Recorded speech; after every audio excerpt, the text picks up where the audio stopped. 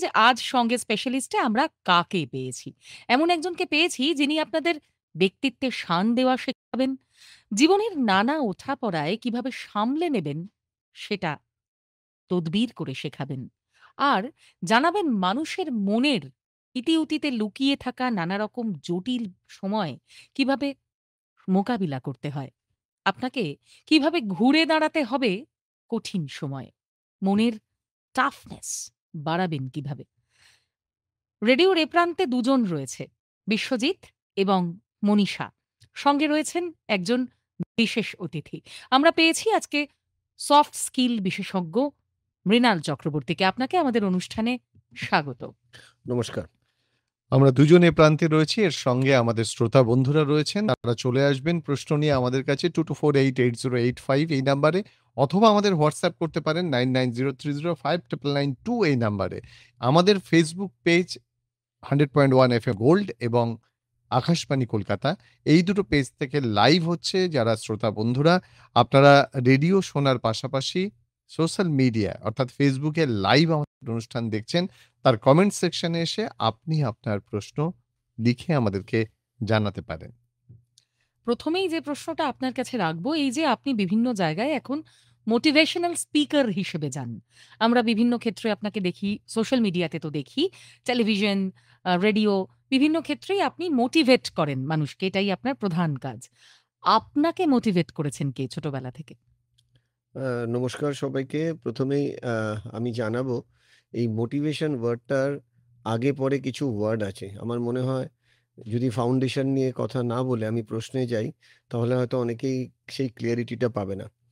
কথায় বলে motivation is required, কিন্তু আমার মনে হয় মোটিভেশনের আগে যেটা থাকে সেটা হলো ডিসিপ্লিন এবং কনসিস্টেন্সি। বিকজ মোটিভেশন বেশি দিন সাস্টেন করে না। যে কোনো জিনিসে আমরা দেখি, আমরা যদি একটা সার্টেন টাইম অবধি মোটিভেট থাকি, একটা সার্টেন টাইমের পর সেই মোটিভেশন ড্রপ করে যায়। কোনো সিনেমা দেখে হতে পারে, কোনো মানুষের সাথে কথা বলে হতে পারে। So motivation for the time being একটা মানুষকে চেঞ্জ আনতে পারে, কিন্তু সেটা যদি ডিসিপ্লিন এবং কনসিস্টেন্সি থাকে তখন সেই মানুষটা মোটিভেশন থেকে কনসিস্টেন্সিতে কনভার্ট হয়। কনসিস্টেন্সি মানে তার মধ্যে চেতনা জাগে, সেলফ অ্যাওয়ারনেস। যে কারণে বলা হয় একটা ডিম যদি বাইরে থেকে ভাঙা হয়, সেই ডিমটা কিন্তু একটা জাস্ট অমলেট অথবা ডিমের পোচ হয়। কিন্তু সেই ডিমটাই যখন ভেতর থেকে ভাঙে তখন একটা প্রাণের সঞ্চার হয়। ঠিক সেই রকমই আমি আমার জীবনের খেলাধুলা নিয়ে মোটিভেশন নিয়েই থাকতাম। সবসময় খেলতাম আর ভাবতাম ইন্ডিয়া খেলবো। বাট আমার লিগামেন্ট যখন ছিঁড়ে যায়, তখন যিনি আমার মনের মধ্যে ঢুকে আমার সেই সফট কর্নার বা আমার সেই পিএমএফ ইংলিশে হুম। বলা হয়, প্রাইমারি মোটিভেটিং ফ্যাক্টরটা খুঁজে বার করেন যে আমার ভেতরে কি চলছে। তো উনি এটা রিয়ালাইজ করেন যে আমার দেশ দশের জন্য কাজ করার একটা প্রবণতা আছে।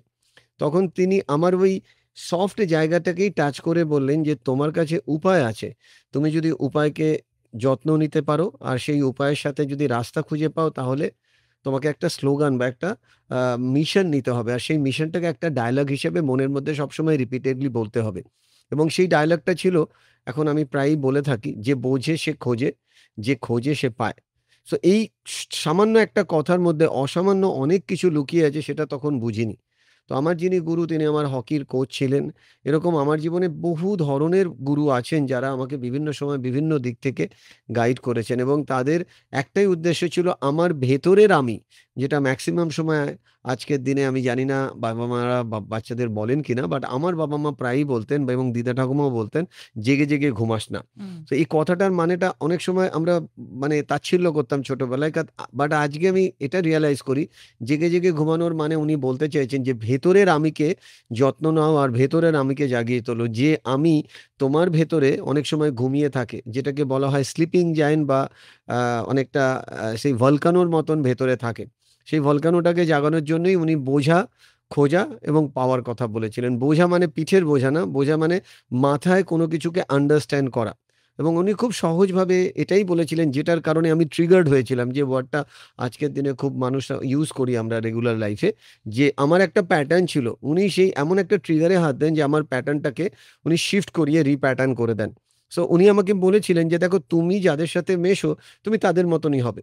তোমার সারাউন্ডিংয়ে যারা আছে, যদি ৫টা ছেলেমেয়ে থাকে বা তোমারই বয়সী কিছু ছেলেমেয়ে থাকে, তাদের ভাবনা চিন্তা তোমার ভাবনা চিন্তার মধ্যে মেইন ডিফারেন্সটা কোথায় দেখো? তুমি যদি তাদের মতন করে ভাবো, তুমি তাদের মতন হবে।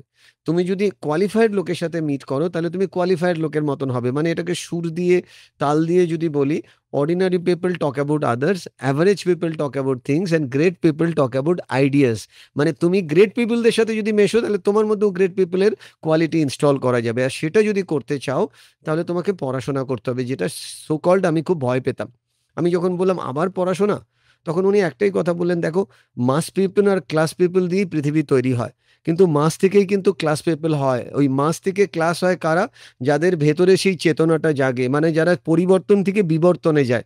পরিবর্তন সবাই হতে চায়, কিন্তু বিবর্তন সবাই হতে চায় না। বিবর্তন আসে ভেতর থেকে, যেটাকে বলা হয় ইরিভার্সিবল চেঞ্জ।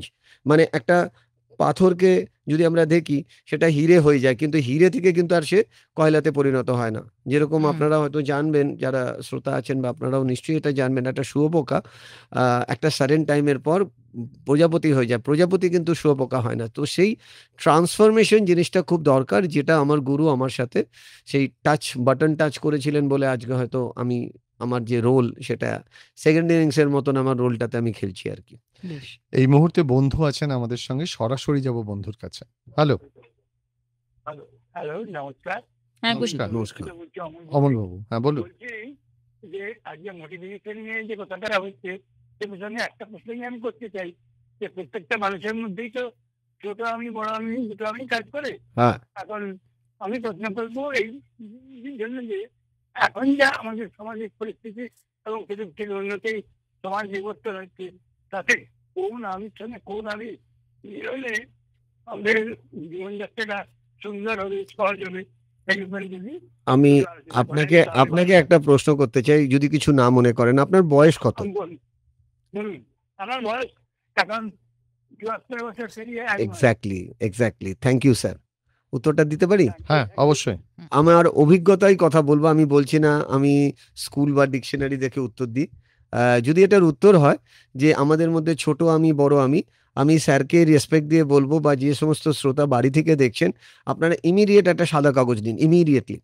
আর একটা পেন্সিল বা পেন নিন। আমি যদি আপনাকে ঠিক ঘড়ি ধরে 30 সেকেন্ড দিই, একটা ছবি আঁকুন।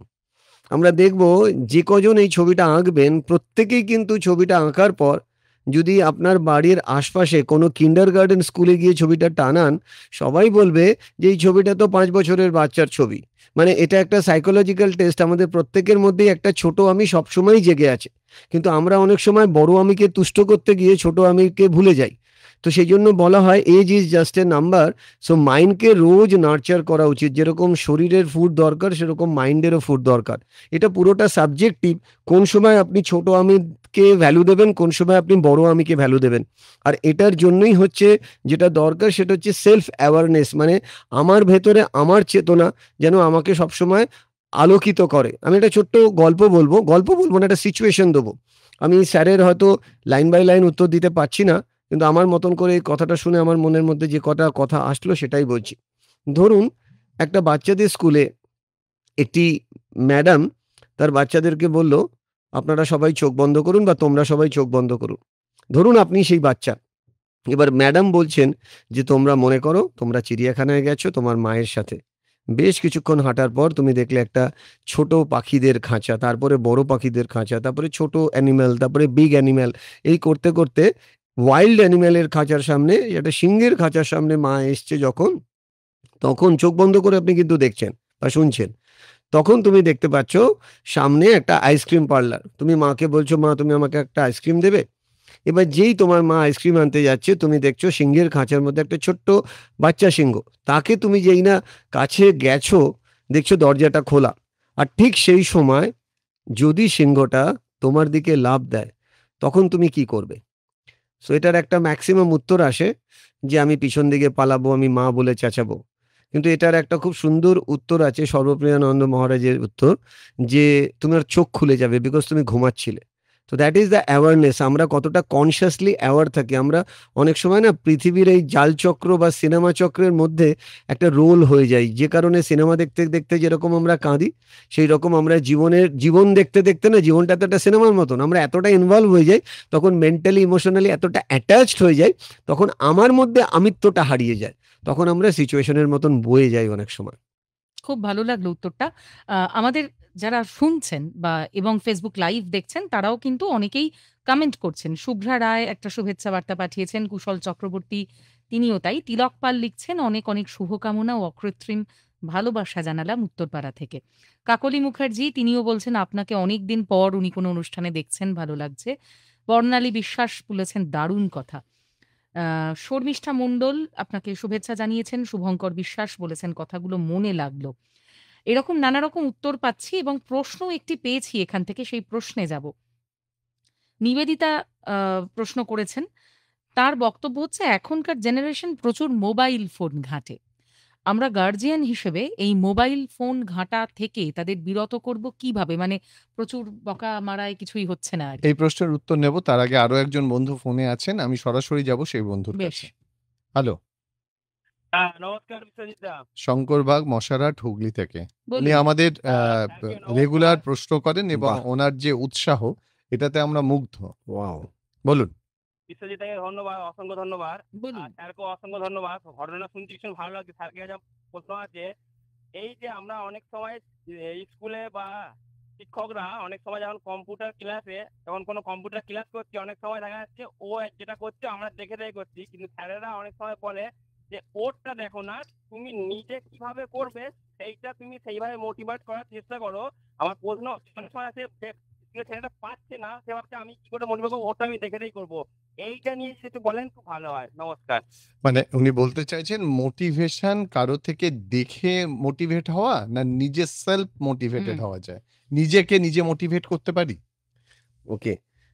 প্রশ্ন দুটোই something very different and very dynamic. মানে এগুলোর এক লাইনে উত্তর দিলে আমার মনে হয় অনেকেরই মন আর পেট দুটোই ভরবে না। তো আমি প্রথমে আসি মোবাইল জায়গাটাকে একটু ক্লারিফাই করি।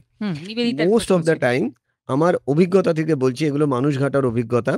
মোস্ট অফ দ্য টাইম আমরা যদি একটু অন্যভাবে ঘটনাটাকে না দেখে আমরা ঘটনার বাইরে একটা সিচুয়েশন দিই, যে what is the definition of argument and what is the definition of discussion. আমরা আর্গুমেন্টকে যদি একটু ব্যাখ্যা করে দেখি, তার মানে হলো হু ইজ রাইট। মানে বাচ্চারা যদি বাবা মায়ের সাথে কোনো কিছু নিয়ে আর্গুমেন্ট করছে, মানে ব্যাপারটা এরকম, তুমি করলে দোষ নেই, আমি করলে দোষ, তুমি তো মোবাইল ইউজ করছিলে, কেন আমি করব না?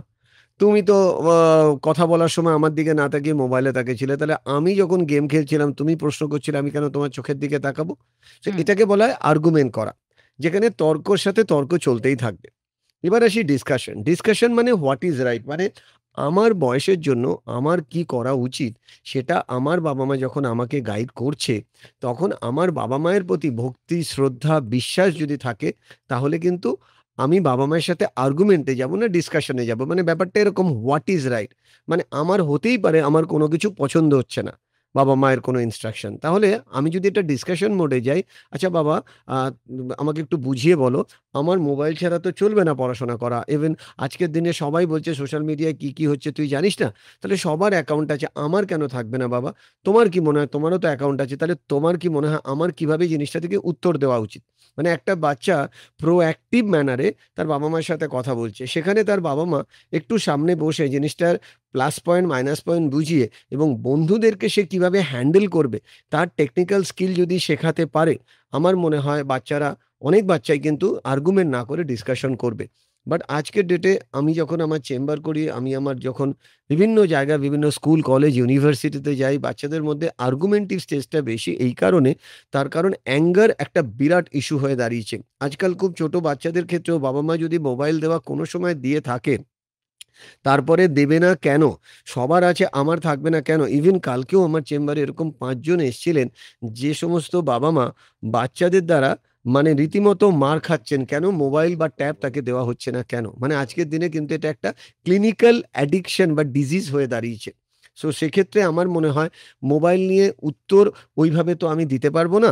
আমি আমার মেয়ের ক্ষেত্রে, আমার মেয়ের নাম মিজু, আমার মেয়ের ক্ষেত্রেও কিন্তু আমি ঠিক এই একই ফর্মুলা অ্যাপ্লাই করেছিলাম যে তার ইনস্টাগ্রাম থাকাটা বেশি দরকার, না তার কেরিয়ারে সে ক্যান্সার নিয়ে ওয়ার্ল্ড ওয়াইড রিসার্চ করতে চাইছে, ওয়ার্ল্ডের ওয়ান অফ দ্য বেস্ট ইউনিভার্সিটিতে সে স্কলারশিপ পেতে চাইছে, সেটা ইম্পর্টেন্ট। সো আজকের ডেটে তাকে যখন আমি ঠান্ডা মাথায় বসে ওটা বোঝাই, ইভিন আমার মেয়ের ক্ষেত্রে আমি বলছি হোয়াটসঅ্যাপের স্ট্যাটাস এবং হোয়াটসঅ্যাপের যে টাইমিং দুটোকেই সে কোনো একটি কারণে অফ করে রেখেছিল। সো আমি যখন তাকে জিজ্ঞেস করি এটা অফ কেন? তার বক্তব্য ছিল আমার বন্ধুরা দেখবে। আমি বললাম বন্ধুরা কি দেখলো কি না দেখলো ম্যাটার করে না। অ্যাজ এ ফাদার আমার রাইট আছে, তুমি ইউনিভার্সিটিতে থাকো, বাড়ি থেকে আমার দেখার রাইট আছে রাত কটা অবধি তুমি জেগে আছো, কতক্ষণ তুমি হোয়াটসঅ্যাপে অনলাইন থাকছো। তো আমি আশা করব তুমি ওটা অন করলে তোমার সেফটির জন্য ভালো, এবং অ্যাজ এ ফাদার আমিও অনেকটা নিশ্চিন্ত থাকি, এবং এটা করলে আমার মনে হয় তুমি অনেক ক্লিয়ার থাকবে আমার কাছে। আমার কথা সে শুনেছিল, এবং যে কারণে আজকে সে ওয়ার্ল্ডের ওয়ান অফ দ্য বেস্ট ইউনিভার্সিটিতে নিজের ক্যান্সার নিয়ে পিএইচডি করা শুরু করেছে।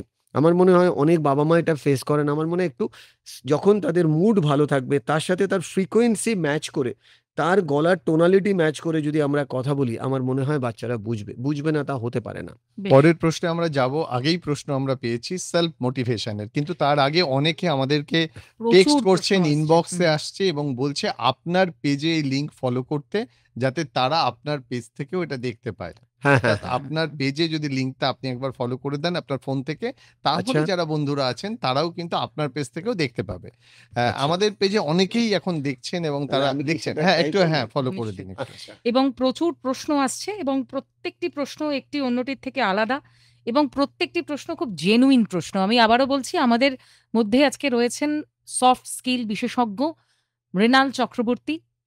তাকে পাচ্ছেন আপনারা। কিভাবে পাচ্ছেন? পাচ্ছেন Facebook লাইভে। Facebook লাইভ দেখছেন আপনারা 100.1 FM গোল্ড এবং আকাশবাণী কলকাতার ফেসবুক পেজ থেকে একযোগে, একসঙ্গে দুটি পেজ থেকে। এছাড়া WhatsApp তো রয়েইছে। WhatsApp এ আমাদের আপনি প্রশ্ন পাঠাতে পারেন।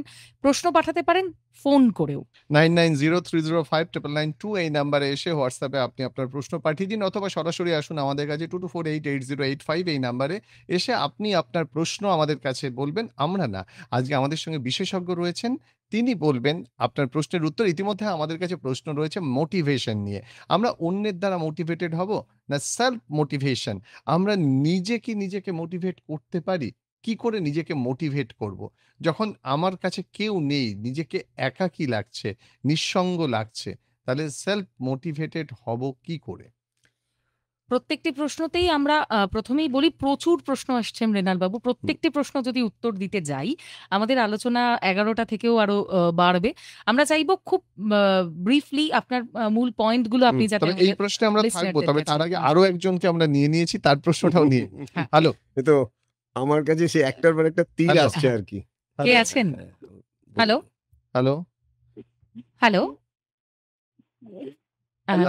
শুনতে হ্যাঁ, পাচ্ছি বলুন। হ্যালো বলুন। হুম, হ্যাঁ, আমি প্রকাশ দে, কলকাতা সাদ্দার পাড়া থেকে। বলুন। প্রশ্নটা বলুন। কোনোভাবে না, যোগাযোগ কোনোভাবে বিচ্ছিন্ন হয়েছে। বিচ্ছিন্ন হয়েছে। আচ্ছা আমরা চলে যাব আবারও যেসব প্রশ্ন আমাদের কাছে আসছে। কৃষ্ণেন্দু শিকদার। না, আমাদের একটা প্রশ্ন অলরেডি আছে, হ্যাঁ। Self motivation. হ্যাঁ, সেটির পরেই প্রশ্নটা আসছে। সেলফ মোটিভেশনের যে স্কুলের কম্পিউটারের যে স্যার বলেছিলেন, মশাগ্রাম থেকে আমি যদি খুব ভুল না হুম, হ্যাঁ, করে হুম। বলছিলাম, শঙ্করবাগ। শঙ্করদা। হুম। তো এই প্রশ্নের একটা উত্তর হচ্ছে, আমি যেটা মনে করি আমি যখন স্কুল কলেজে যাই, আমি অনেক স্যারেদেরও আমি ট্রেনিং করাই আজকের ডেটে। মানে আমার রোলটা অনেকটা ৫ বছরের বাচ্চা আবার ৫০ বছরের টিচারদেরও আমাকে এডুকেট করতে হয়। সো আমার ১ম এই বলা হয়, আমি বলে পছন্দ করি এবং আপনারাও হয়তো আমার সাথে একমত হবেন। ঘরে ঢুকেই যদি আমি আমার সাবজেক্ট নিয়ে না কথা বলে, আমি তার মন নিয়ে কথা বলে, তাকে যদি সাবজেক্টের দিকে ম্যাগনেটের মতন অ্যাট্রাক্ট করতে পারি, মানে বাঙাল ভাষায় বললে যেন তেন প্রকারেণ, আমি যদি তাকে অ্যাট্রাক্ট করতে পারি ম্যাগনেটের মতন, তাহলে কিন্তু 90% ক্ষেত্রেই কিন্তু আমার ফর্মুলা বা আমাদের ফর্মুলা ক্লিক করবে। সাপোজ আমার উদ্দেশ্য একটা বাচ্চাকে ঘুড়ি ওড়ানো শেখানো। আমি যদি রুমে ঢুকে বলি, "আচ্ছা তোমরা কতজন জীবনে তোমাদের লক্ষ্যে পৌঁছাতে চাও?" প্রত্যেকটা বাচ্চাই বলবে কিন্তু পৌঁছাতে চায়, যদি তার লক্ষ্য সম্পর্কে ধারণা থাকে। এবার তাকে বলা হয় যে লক্ষ্যে পৌঁছাতে গেলে তোমার জীবনের কোন অভ্যেসগুলোকে তুমি তৈরি করবে, যে অভ্যেসগুলো তুমি জানো, না ওই স্কিলটা, যে স্কিলটা তোমার মধ্যে নেই সেটাকে অ্যাডপ্ট করতে চাইবে।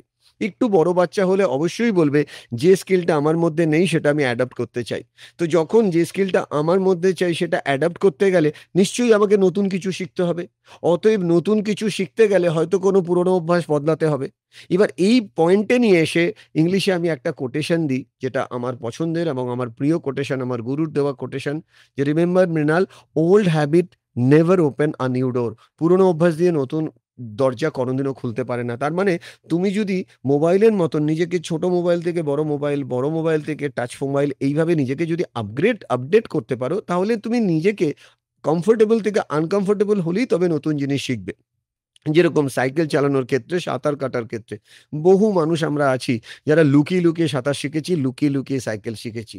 আবার অনেক মানুষ এরকমও আছি যাদের বাবা-মা জোর করে সাইকেল শেখাতে গেছে, সাঁতার শেখাতে গেছে, হাবুডুবু খেয়ে সাইকেল থেকে ২-১ বার পড়ে জীবনেও সাইকেল চালায়নি। তার কারণ সেখানে তাকে ফোর্স করা হয়েছিল। কিন্তু সেখানে যদি হয়তো তার ইচ্ছাটাকে ভ্যালু দিয়ে, ইচ্ছা এবং ক্যাপাসিটি, যেটাকে এবিলিটি বলা হয়, এটার কম্বিনেশনের উপর যদি কাজ করা হতো তাহলে কিন্তু একটা ভালো কাজ হতো। সেইজন্য সেলফ মোটিভেশন হওয়াটা খুব দরকার। কিন্তু সেলফ মোটিভেটেড করার আগে তার অন্তরকে ছোঁয়াটা খুব দরকার। যে কারণে কিছু টিচার আমাদের জীবনে থাকতো, আমরা দেখেছি স্কুলে, তিনি এসে পড়াতেন কম, ভালোবাসতেন বেশি। আমরা সেই টিচারের কথা কিন্তু মনে রাখতাম। অনেক টিচার আছে বকতো বেশি, মারতো বেশি, হুম, আর ক্লাসে এসেই বলতো, "লিখে ফেলো, আমি যা বলছি কালকে ধরবো।" হুম, আর অনেক টিচার আছে সবথেকে দুষ্টু স্টুডেন্টকে কাছে ডেকে একটু আদর করে বলতো, "একদিন দেখবি তুই অনেক বড় হবি। খালি ২-১ টা কথা শোন, দেখ ক্লাসের ফার্স্ট বয় কি বলছে।" বলে ফার্স্ট বয়কে পাশে দাঁড় করিয়ে বলতো, "ওকে তুই শেখাতো, তুই যেটা পড়ে এসছিস।" মানে জাপানে এই কনসেপ্টে পড়ানো হয়, হুম, যেটা আমার ভাই জাপানে অনেক বছর ছিল রিসার্চ করতে।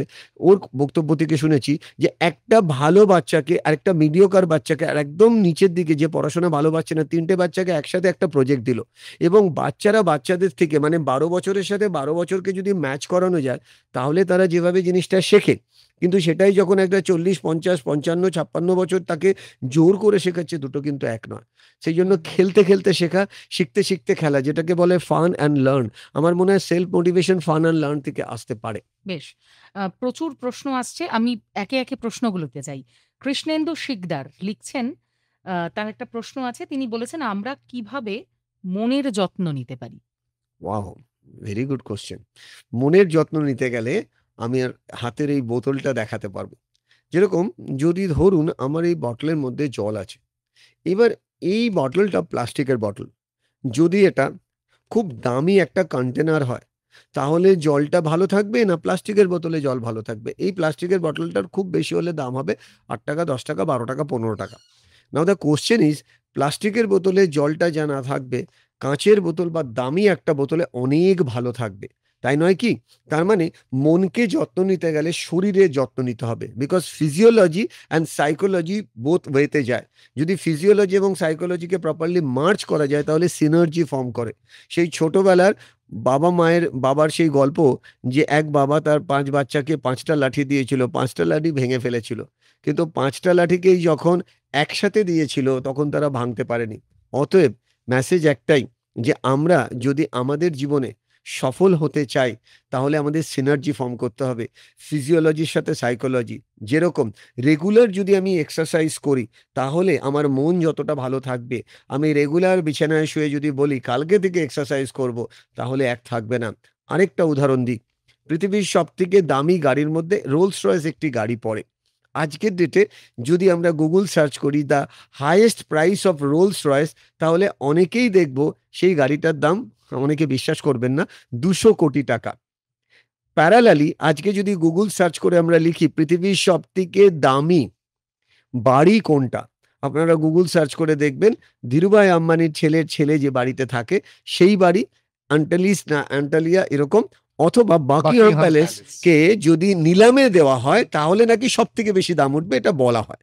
এবার প্রশ্ন হচ্ছে Buckingham palace and Rolls Royce দুটোই ধরুন আপনাকে দেওয়া হলো, শর্ত একটাই, আপনার হাত আর পা এবং চোখ তিনটেকেই অকেজো করে দেওয়া হবে, মানে চোখেও দেখবেন না, সরি কানেও শুনবেন না, হাতও কেটে দেওয়া হবে, পাও কেটে দেওয়া হবে।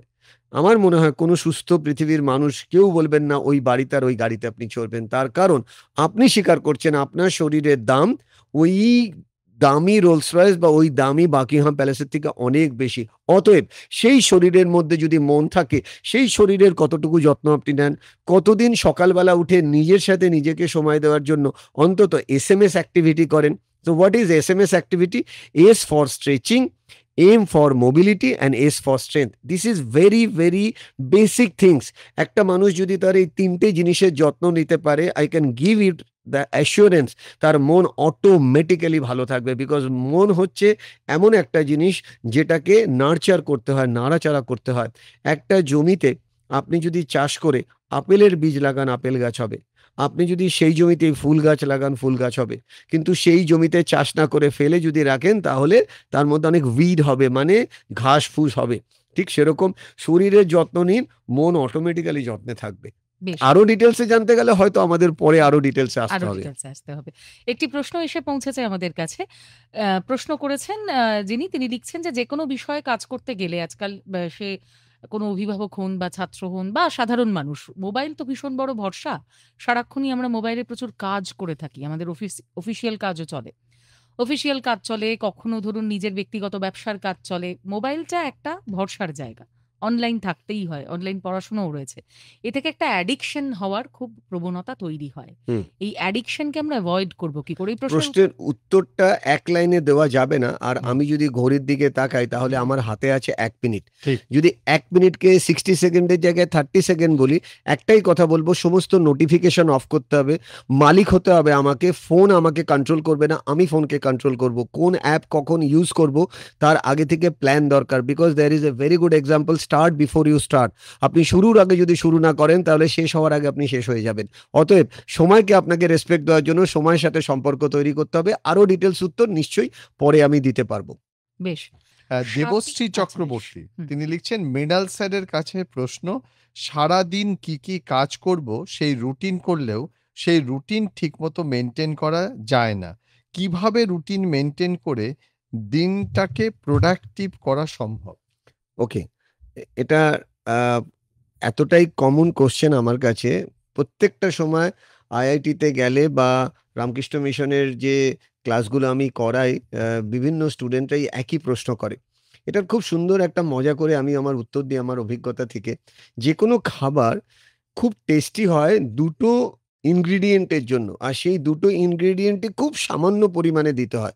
ওই সামান্যটার জন্যই খাবার অসামান্য হয়। আমি যদি আপনাদেরকেও ইনভলভ করে জিজ্ঞেস করি, ওই দুটো জিনিসই দেখতে সাদা, জিনিস দুটোর নাম কি? একটা নুন, আরেকটা চিনি। চিনি। চিনি। রাইট। ঠিক সেরকম রুটিন ম্যাক্সিমাম ক্ষেত্রে আমরা ফেল করি, তার কারণ রুটিনের মধ্যে এরকম নুন চিনি থাকে না। সো নুন চিনির মানে হলো রিভিউ অ্যান্ড প্রিভিউ, যেটা 99% ছেলেমেয়েরা জেনেও অনেক সময় ফলো আমরা করি না।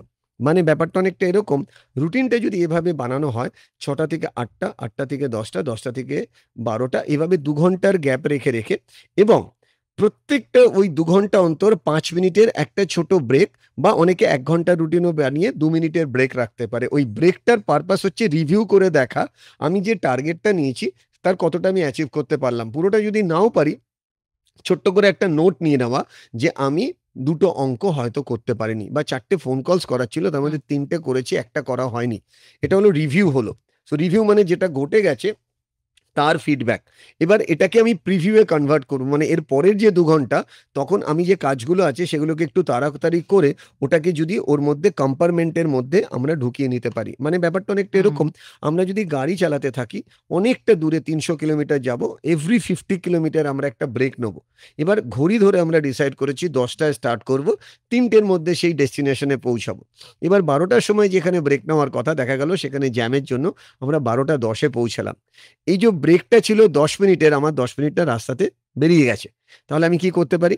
আমি তারপরে যে গাড়িটা চালাবো, যদি রাস্তা খালি থাকে তাহলে জোরে চালাবো। ঠিক সেরকম যেখানেই স্কোপ থাকবে আমাকে কনসিয়াস থাকতে হবে যে আমি টাইমটাকে 3টে ভাগে ভাগ করব। ফার্স্ট ভাগ যেটা হলো আমার কম্পালশন টাইম, যেটা আমি কিছুতেই কমাতে পারবো না। ওয়াশরুমে থাকা, বা বাড়ি থেকে বেরিয়ে আরেকটা অফিসে যাওয়া। যেরকম ধরুন আমি আজকে গাড়িতে করে যখন এখানে আসছিলাম, আমার টাইমটা কম্পালশন, এই টাইমটা আমি কমাতে পারবো না। অনেক সময় জার্নি বেড়ে যায়, কেননা ট্রাফিক থাকে। কিন্তু আমি টাইমটাকে, কম্পালশন টাইমটাকে ইনভেস্টমেন্ট টাইমে কনভার্ট করলাম। যেরকম নর্মালি আমরা টাইমকে দুভাবে দেখি, একটা হচ্ছে ইনভেস্টমেন্ট, একটা হচ্ছে ওয়েস্ট। কিন্তু এই কম্পালশন টাইমটা অনেক সময় আমরা রিয়ালাইজ করতে পারি না, কিন্তু কম্পালশনটাকেও কিন্তু ইনভেস্টমেন্টে কনভার্ট করা যায়। যেরকম আমি একটা অডিও বুক শুনতে শুনতে আসছিলাম, একটা পডকাস্ট শুনতে শুনতে আসছিলাম, রিহার্সাল দিচ্ছিলাম, তার কারণ পরশুদিন একটা সেমিনার আছে, সেই রিহার্সালটা কিন্তু আমি এই সময়ের মধ্যে করে নিয়েছি। অতএব যদি প্রোডাক্টিভ রুটিন বানাতে হয়, always remember review preview must, এবং রাত্রিবেলায় পরের দিনের রুটিন কিন্তু তৈরি করা দরকার। বিকজ যারা ফাইন্যান্সিয়ালি খুব রিচ হয়েছে তারা কিন্তু হাতে টাকা পেয়ে প্ল্যান করেনি, তারা প্ল্যান করেছে, সেই জন্য তারা টাকা সেভ করেছে, এবং টাকা সেভ করেছে বলে তারা কিন্তু টাকাটাকে প্রপারলি ইনভেস্ট করেছে, ওয়েস্ট করেনি। যে কারণে বলা হয় গরিব লোকেরা টাকা পেলে খরচা করার কথা ভেবে লাইফস্টাইলে ইনভেস্ট করে, আর বড় লোকেরা টাকা পেলে, মানে ফিজিক্যাল বড় লোক নয়, মেন্টালি বড় লোকেরা আগে টাকা পেলে সেটা কোন কোন খাতে সঞ্চয় করলে কিভাবে কম্পাউন্ড এফেক্টে 5 বছর বাদে টাকাটা 10 গুণ হবে সেটাতে ফোকাস হয়। মানে লং টার্মে আমি সাকসেসফুল হওয়ার জন্য শর্ট টার্মে কিন্তু আমাকে কিছু না কিছু হলেও পেইন নিতে হবে। মানে কিছুতেই মোবাইল যেন আমাকে ডিস্ট্রাকশন না দেয়। বিকজ 90% ছেলে নয়, ছেলে মেয়েরা সবাই, আমরাও রুটিন বানানোর পরও ডিসাইড করলাম 3 মিনিটের জন্য হোয়াটসঅ্যাপ চেক করব, কিন্তু 3 মিনিটটা 15 মিনিট হয়ে যাচ্ছে। তো এই যে কম্পালশন টাইম না, এটাকে ইলিউশন টাইম বলে। এই ইলিউশন টাইমটাকে আইডেন্টিফাই করে রিডিউস করলেই কিন্তু আমরা পারবো।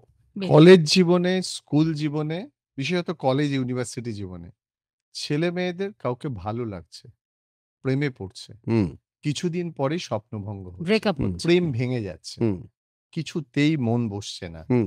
কি করে নিজেকে ওভারকাম করবে? মানে এটা অনেকেই এখন বলেন যে মুভ অন। হ্যাঁ, এই মুভ অন করাটা কিভাবে সহজ হয়? যদি আমরা একটু পিছনে চলে যাই, যেরকম যদি আমি বলি আমার বয়স আজকের ডেটে 52। তো আমি যদি আমার 30 বছর আগে বা 25 বছর বা 35 বছর আগে যাই, মানে আমি যদি কলেজে ঢুকেছিলাম, তখনকার দিনে ভালো লাগা আর ভালোবাসা পরিণত হতে অনেকটা সময় লাগতো। বা আমার আগে যদি আমার বাবা-মায়ের সময় দেখি, বা আপনারাও যদি দেখেন, যে তখন ভালো লাগা থেকে ভালোবাসাতে একটা স্প্যান থাকতো, যেটাকে বলা হতো সময়। একটা চিঠিও পৌঁছাতে 20 দিন টাইম নিত। আর সেখানে আজকে ইমিডিয়েটলি 1 সেকেন্ডে ভালো লাগা, 2 সেকেন্ডে ভালোবাসা, এবং তারপরেই দুজন দুজনকে, with all due respect to my crowd and respected মানে লিসেনার, তখনই টেস্ট করতে হবে চাটা ভালো না খারাপ। আর এই চাটা আমি বারবার খাবো না একদিন খেয়ে ছেড়ে দেবো।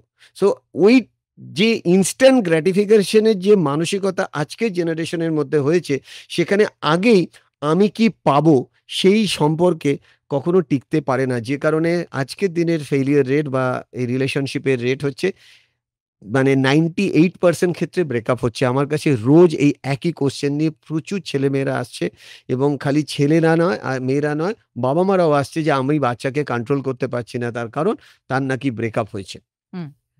সেই কারণেই কি বলছে, আজকে বলবে কালকে দেখা, কালকে বলবে পরশু একা, পরশু বলবে ভুলে গেছি যা। আপনি খুব সুর করে বললেন, এত সুর করে তো আমি হয়তো বলতে পারবো না। সত্যি আমার মনে হয় আজকে আর কালকে না, আজকে এই মুহূর্ত তোকে এখন ভালো লেগেছে, তুই কি ফ্রি আছিস? দেখা কর। এবার সে দেখা করার পরেই বলল যে তুই আমার সাথে চলে যাবি, মানে তার পরের স্টেপটাই একদিনের মধ্যেই শুরু, একদিনেই শেষ হয়ে যাচ্ছে। মানে পিপীলিকার ডানা হয় মরিবার তরে। আচ্ছা, না জেনে ডেটিং করা কি ভালো? আ আমি এগুলোতে বিশ্বাসী নই। কেননা না আচ্ছা, জেনে না বাবা-মায়েরা জেনে। সামলাবে কি করে? হ্যাঁ? এই যে ভেঙে পড়া হ্যাঁ, খুব এফেক্ট করে, রাইট, পড়াশোনায় এফেক্ট করে, রাইট। ক্যারিয়ারে এফেক্ট করে, অনেকে সুইসাইডাল হয়ে যায়। হ্যাঁ, বাবা-মায়েরা সামলাবেন কি করে? আমার মনে হয় ওই যে একটা কথা আমার খুব favourite, start before you start. শুরু করার আগে শুরু করা উচিত। বাবা-মাদের এটা বোঝা উচিত, যখনই বয়ঃসন্ধি আসছে, বাচ্চার একদম বন্ধু হয়ে যাও। তার যদি কখনো কাউকে ভালো লাগে, বন্ধুর মতন তার সাথে মিট করো, তাকে বোঝো, এবং তাকে অন্তত এই ম্যাচুরিটিটা দাও, প্রায়োরিটি অফ ইউর লাইফ। হুম। যেরকম আমি কিন্তু প্রিভেন্টিভ মেজার নিয়ে বলতে পারি, ঘটনাটা ঘটে যাওয়ার পর কি করবে সেটা আলাদা। যেরকম আমি রিসেন্টলি বলি, জাস্ট 3 দিন আগেই আমি একটি স্কুলে পেরেন্টসদের ট্রেনিং করাচ্ছিলাম, মানে ক্লাস করাচ্ছিলাম। সেখানে অনেক টিচাররাও ছিলেন। তো একজনের এইরকম প্রশ্নে আমি একটা সুন্দর, আমার বলছি না সুন্দর, আমার টিচারের গিফট করা সুন্দর একটা গল্প বলি, এবং তাতে অনেকে খুশি হন। গল্পটা অনেকটা এরকম, এক প্রফেসর একটা কাঁচের জার রেখে জিজ্ঞেস করলো, এটা ভর্তি না খালি? তো সবাই স্টুডেন্টরা বলল এটা খালি। প্রফেসর তার মধ্যে বড় বড় পাথরের টুকরো রাখলো, রাখার পর যখন জিজ্ঞেস করলো এটা ভর্তি না খালি, তখন স্টুডেন্টরা দেখতে পাচ্ছে একটাও আর বড় পাথর রাখা যাবে না। তখন স্টুডেন্টরা বললো এটা ভর্তি। প্রফেসর হাসতে হাসতে বললো লেটস সি। তলা থেকে ছোট ছোট পেবলস নিল, মানে বড় পাথরের ভাঙা টুকরো। তো বড় বড় পাথর রাখলে মাঝখানে তো কিছু কিছু টুকরো থাকবেই।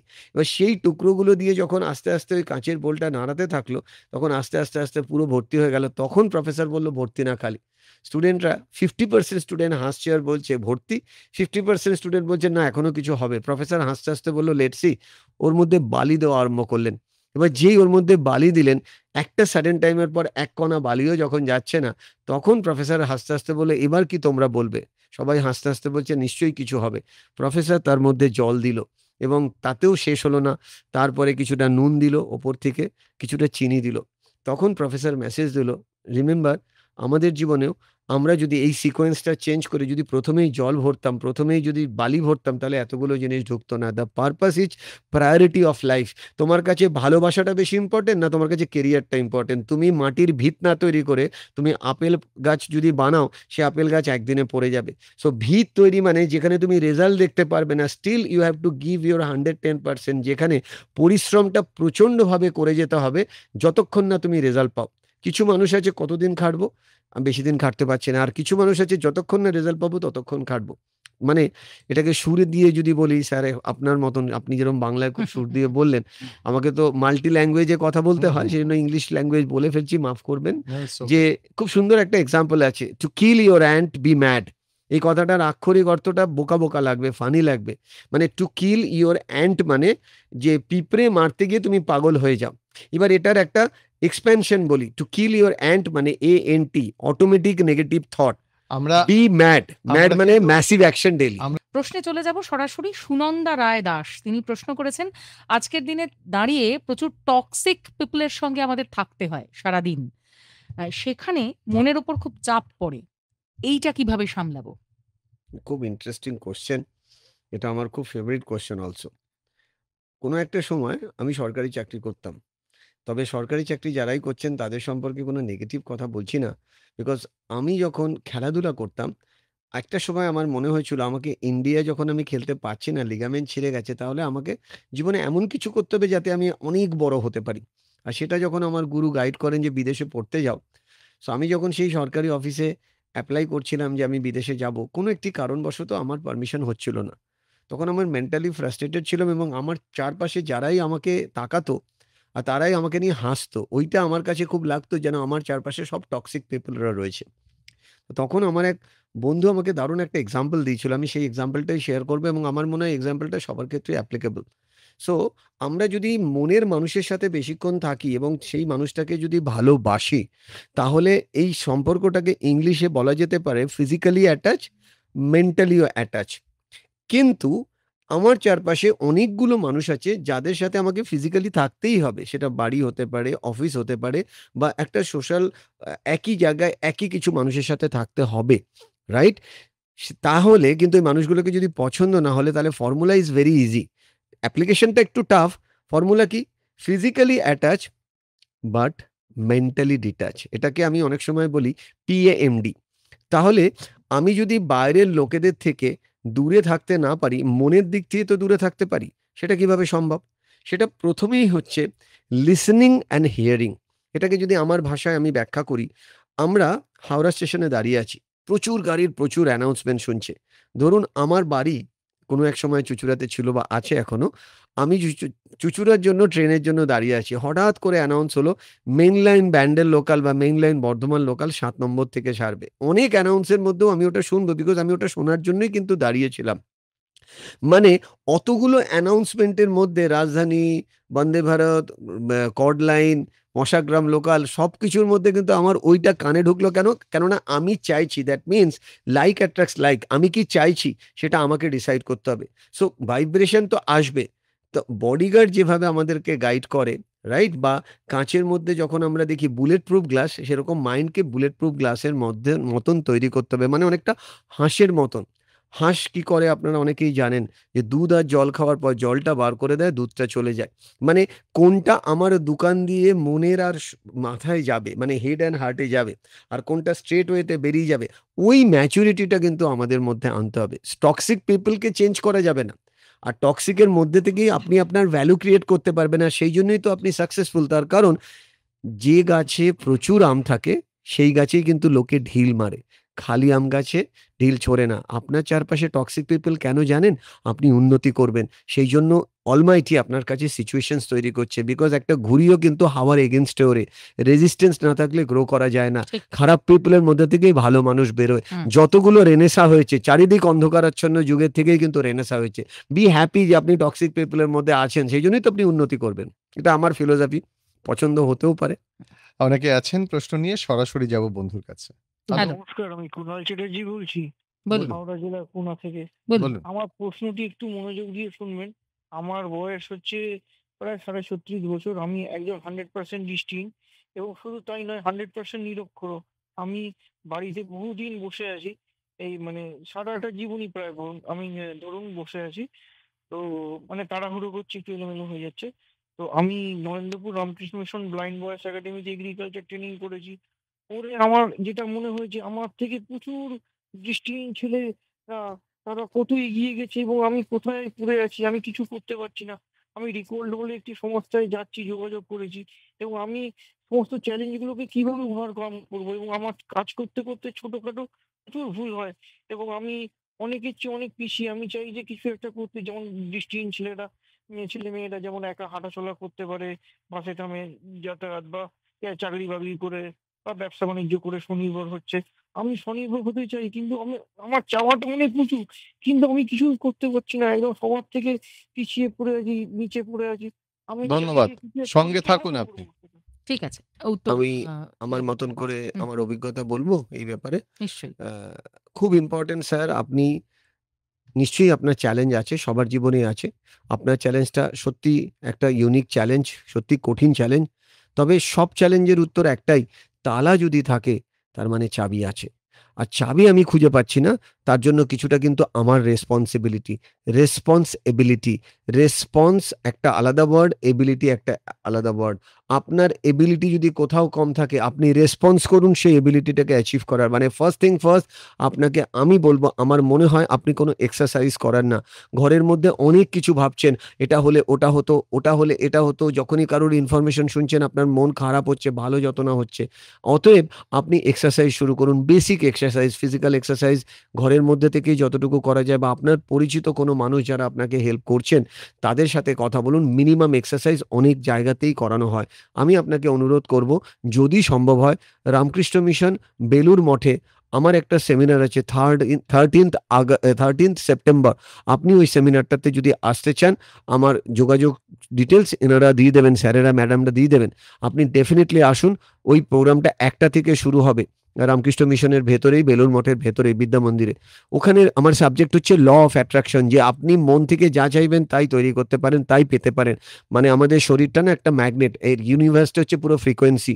আপনি যদি টেলিফোন টাওয়ারের মতন ওই ফ্রিকোয়েন্সিটাকে ক্যাচ করতে পারেন, মানে ঠিক যে ফ্রিকোয়েন্সিতে আজকে আপনি শুনছেন, সেম ফ্রিকোয়েন্সি আপনি ক্যাচ করতে পারেন আপনার ফিউচারের সাথে কানেক্ট করে, এবং সেটা সম্ভব। কিন্তু তার জন্য মনকে আর শরীরকে দুটোকে একাত্ম করতে হবে, আর আমি জানি সেটা আপনি পারবেন। বেশ। একেবারে আরেকজন, আপনি শিক্ষকের গল্প বলছিলেন। আরেকজন শিক্ষক আমাদের প্রশ্ন করেছেন।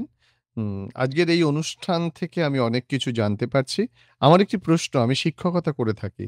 কিছু, কিছু ক্ষেত্রে দেখছি যে কোনো ছাত্র বা ছাত্রীকে যত রকমভাবে বোঝানোর চেষ্টা করি, কিন্তু সে বুঝতে পারছে না। তখন আমি মনে, মনে ভাবি যে কিভাবে এদের মোটিভেট করা যায়? যদি একটু বলে দিতেন, তবে আমি উপকৃত হতাম। শ্যামসুন্দর দাস, নারকেলবাগান, লস্করপুর, কলকাতা ১৫৩। এইটার উত্তর আমরা নেব, কিন্তু ঠিক 10:20 আমাদের একটা বিরতি নিতে হবে। মিনিট ২ এর একটা বিরতি থাকবে। তারপর আমরা আবার ফিরে আসবো আলোচনায়। বলুন। আ এটার ইমিডিয়েট শুনেই আমার মনের মধ্যে একটা খুব সুন্দর আইডিয়া আসলো। আইডিয়াটা আমি জানি অনেক সময় দিয়ে থাকি। আ রিসেন্টলি একটি ইউনিভার্সিটিতেও দিলাম প্রফেসরদের। আইডিয়াটা হলো, ৩ ধরনের স্টুডেন্ট আমরা স্কুলে পাই। এক ধরনের স্টুডেন্টকে বলা হয় প্রিজনার স্টুডেন্ট। মানে যাদেরকে বাবা-মা জোর করে স্কুলে পাঠিয়েছে, সে স্কুলে আসবে না। তার পড়াশোনা করার প্রতি বিন্দুমাত্র ইচ্ছা নেই। What ever the reason. আরেক ধরনের স্টুডেন্ট আসে টুরিস্ট মাইন্ডসেট। টুরিস্ট মানে চল ঘুরে আসি। একটা ক্লাস অ্যাটেন্ড করব, বাকিগুলো ওই জানলা দিয়ে তাকিয়ে থাকবো। তারপরে তো টিফিনের পর আনন্দ আছেই। তারপরে ফেরার সময় একসাথে গল্প করব, এবিসিডি। টুরিস্ট মানে ওই উড়ু, উড়ু ভাব। আরেক ধরনের স্টুডেন্ট আসে যারা পার্টনার স্টুডেন্ট। তারা স্কুলকে মন্দির হিসেবে দেখে। তারা মন্দিরে যত না যায়, তারা স্কুলের ভেতরে মন্দির খুঁজে পায়। মনের মধ্যে মন্দিরের মতন, এবং তারা প্রত্যেকটা ক্লাস, প্রত্যেকটা জায়গায় না গিলে খাওয়ার চেষ্টা করে।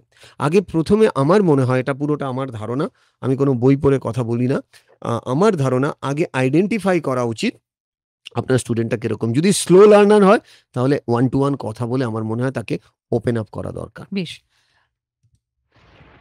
নাও রাধা, বৃষ্টি থেকে বাঁচার জন্য ছাতা তো আমি নিয়ে এসেছি। ডেঙ্গু আর চিকুনগুনিয়া থেকে বাঁচার উপায় সেটা কে করবে? এটা তো কেউই বলেনি। আমি বলছি, জলে ভর্তি ট্যাঙ্কি ও বাসনকে ভালো করে ঢেকে রাখবে। প্রত্যেক সপ্তাহে কুলারকে খালি করে আর শুকিয়ে নিয়ে পুনরায় ভরবে। বাড়ির ও আশেপাশের ভাঙা বাসন, কৌটো, টায়ার ইত্যাদিতে জল জমতে দেবে না। মশার কামড় থেকে বাঁচার জন্য কয়েল, ক্রিম, মেশিন ইত্যাদি ব্যবহার করবে। ডেঙ্গুর মশা দিনের বেলায় কামড়ায়, এই জন্য পুরো শরীরকে ঢেকে রাখার মতো জামা কাপড় পরবে। জ্বর হলে ডাক্তারের পরামর্শ নেবে, বুঝেছো? হ্যাঁ, বুঝে গেছি। আর এবার অন্যদেরও বলবো। এই সব সহজ উপায় গ্রহণ করুন, ডেঙ্গু চিকুনগুনিয়াকে দূর করুন। স্বাস্থ্য এবং পরিবার কল্যাণ মন্ত্রক, ভারত সরকার দ্বারা জনস্বার্থে প্রচারিত। মন কি বাত, জনগণের কথা, সকলের নিজের কথা, কিছু লড়াইয়ের কাহিনী, কিছু সাফল্যের আখ্যান, অব্যক্ত ঐতিহ্যের গাথা, নতুন ভারতবর্ষের আশা। মাসের শেষ রবিবারের অপেক্ষায় থাকা, মলয় পর্বতের কোল থেকে বিন্ধ্যাচলের পাদদেশ পর্যন্ত, ব্রহ্মপুত্র নদের তীর থেকে হিমালয় পর্বতমালা পর্যন্ত পৌঁছে যায় মাননীয় প্রধানমন্ত্রীর মনের কথা, মন কি বাত। মন কি বাত অনুষ্ঠানটি শোনা যাবে আকাশবাণী কলকাতার সবকটি প্রচার তরঙ্গ সহ প্রসার ভারতীর ওটিটি প্ল্যাটফর্ম ওয়েভসে 31শে অগস্ট ঠিক সকাল 11টায়। মাননীয় প্রধানমন্ত্রীর মূল অনুষ্ঠানটি সম্প্রচারের ঠিক পরেই মন কি বাত অনুষ্ঠানে প্রদত্ত বেতার ভাষণের বাংলা রূপান্তর শোনা যাবে আকাশবাণী কলকাতার গীতাঞ্জলি, সঞ্চয়িতা, মৈত্রী প্রচার তরঙ্গে, FM রেইনবো, FM গোল্ড, বিবিধ ভারতী প্রচার তরঙ্গে ও DTH বাংলা পরিষেবায়। এবং পুনঃ সম্প্রচার শোনা যাবে ওই দিন রাত 8টায় আকাশবাণীর গীতাঞ্জলি, সঞ্চয়িতা, মৈত্রী প্রচার তরঙ্গে, FM রেইনবো, FM গোল্ড, বিবিধ ভারতী প্রচার তরঙ্গ এবং DTH বাংলা পরিষেবায়। এছাড়াও আকাশবাণী ও দূরদর্শনের ইউটিউব চ্যানেলে এবং প্রসার ভারতীর নিউজ অন এআইআর অ্যাপ সহ প্রসার ভারতীর ওটিটি প্ল্যাটফর্ম ওয়েভসে সরাসরি সম্প্রচার করা হবে লাইভ স্ট্রিমিং এর মাধ্যমে। আরও একবার মনে করিয়ে দিই, মন কি বাত অনুষ্ঠানটি শোনা যাবে আগামী 31শে অগস্ট অর্থাৎ রবিবার ঠিক সকাল 11টায়। ফিরে এলাম আবারও আমাদের আলোচনায়, এবং যে আলোচনায় ছিলাম সেই প্রশ্নে আবারও যাব। আমরা প্রচুর প্রশ্ন পাচ্ছি, এত প্রশ্ন যে আমরা বুঝতেও পারছি না যে এবং সব। বন্ধু আছে এই মুহূর্তে ফোনে। হ্যালো, নমস্কার। নমস্কার। অনিমেষ বাবু, অনিমেষ দা বলুন। কলকাতা থেকে অনিমেষ ভট্টাচার্য বলুন, কথা বলুন। বলছি। বর্তমানে কৃত্রিম বুদ্ধিমত্তা, কম্পিউটারের অগ্রগতির ফলে হুম।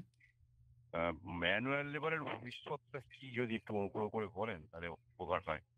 নমস্কার।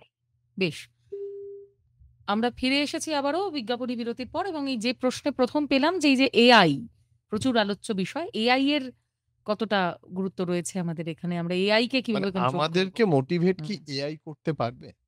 কিংবা আমরা কি এআই কে মোটিভেট করতে পারবো? প্রথম কথা হলো সৃষ্টির সৃষ্টি আর কি। আমরা ডিম আগে না মুরগি আগে, অনেকটা ওইরকম ব্যাপার আর কি।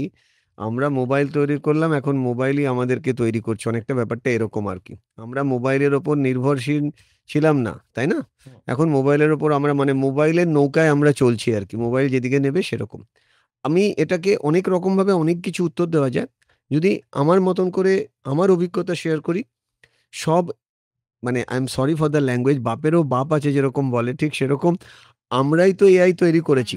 তাহলে আমরা আমাদের ব্রেনটাকে, এই আনলিমিটেড ক্যাপাসিটির ব্রেনটাকে যদি এন্টারপ্রেনারশিপের দিকে নিয়ে যাই, তাহলেই কিন্তু সব কিছুর উত্তর মিলে যাবে। তার কারণ টিপিক্যাল সেই একটা সময় ছিল আমাকে চাকর লগ্নে জন্মে চাকরি করতেই হবে। ভুল বুঝবেন না, আমার কথার ভুল মানে করবেন না।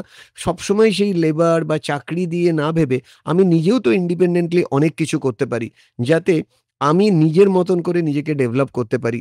এরকম প্রচুর এক্সাম্পল আছে যারা আমার স্টুডেন্টরা বিভিন্ন ধরনের বয়সের স্টুডেন্ট আসে। তো কালকেই একজন আসলেন, খুব নামকরা আইটি কোম্পানি, তাকে অলরেডি মেল এসে গেছে যে তোমার চাকরি আর থাকবে না।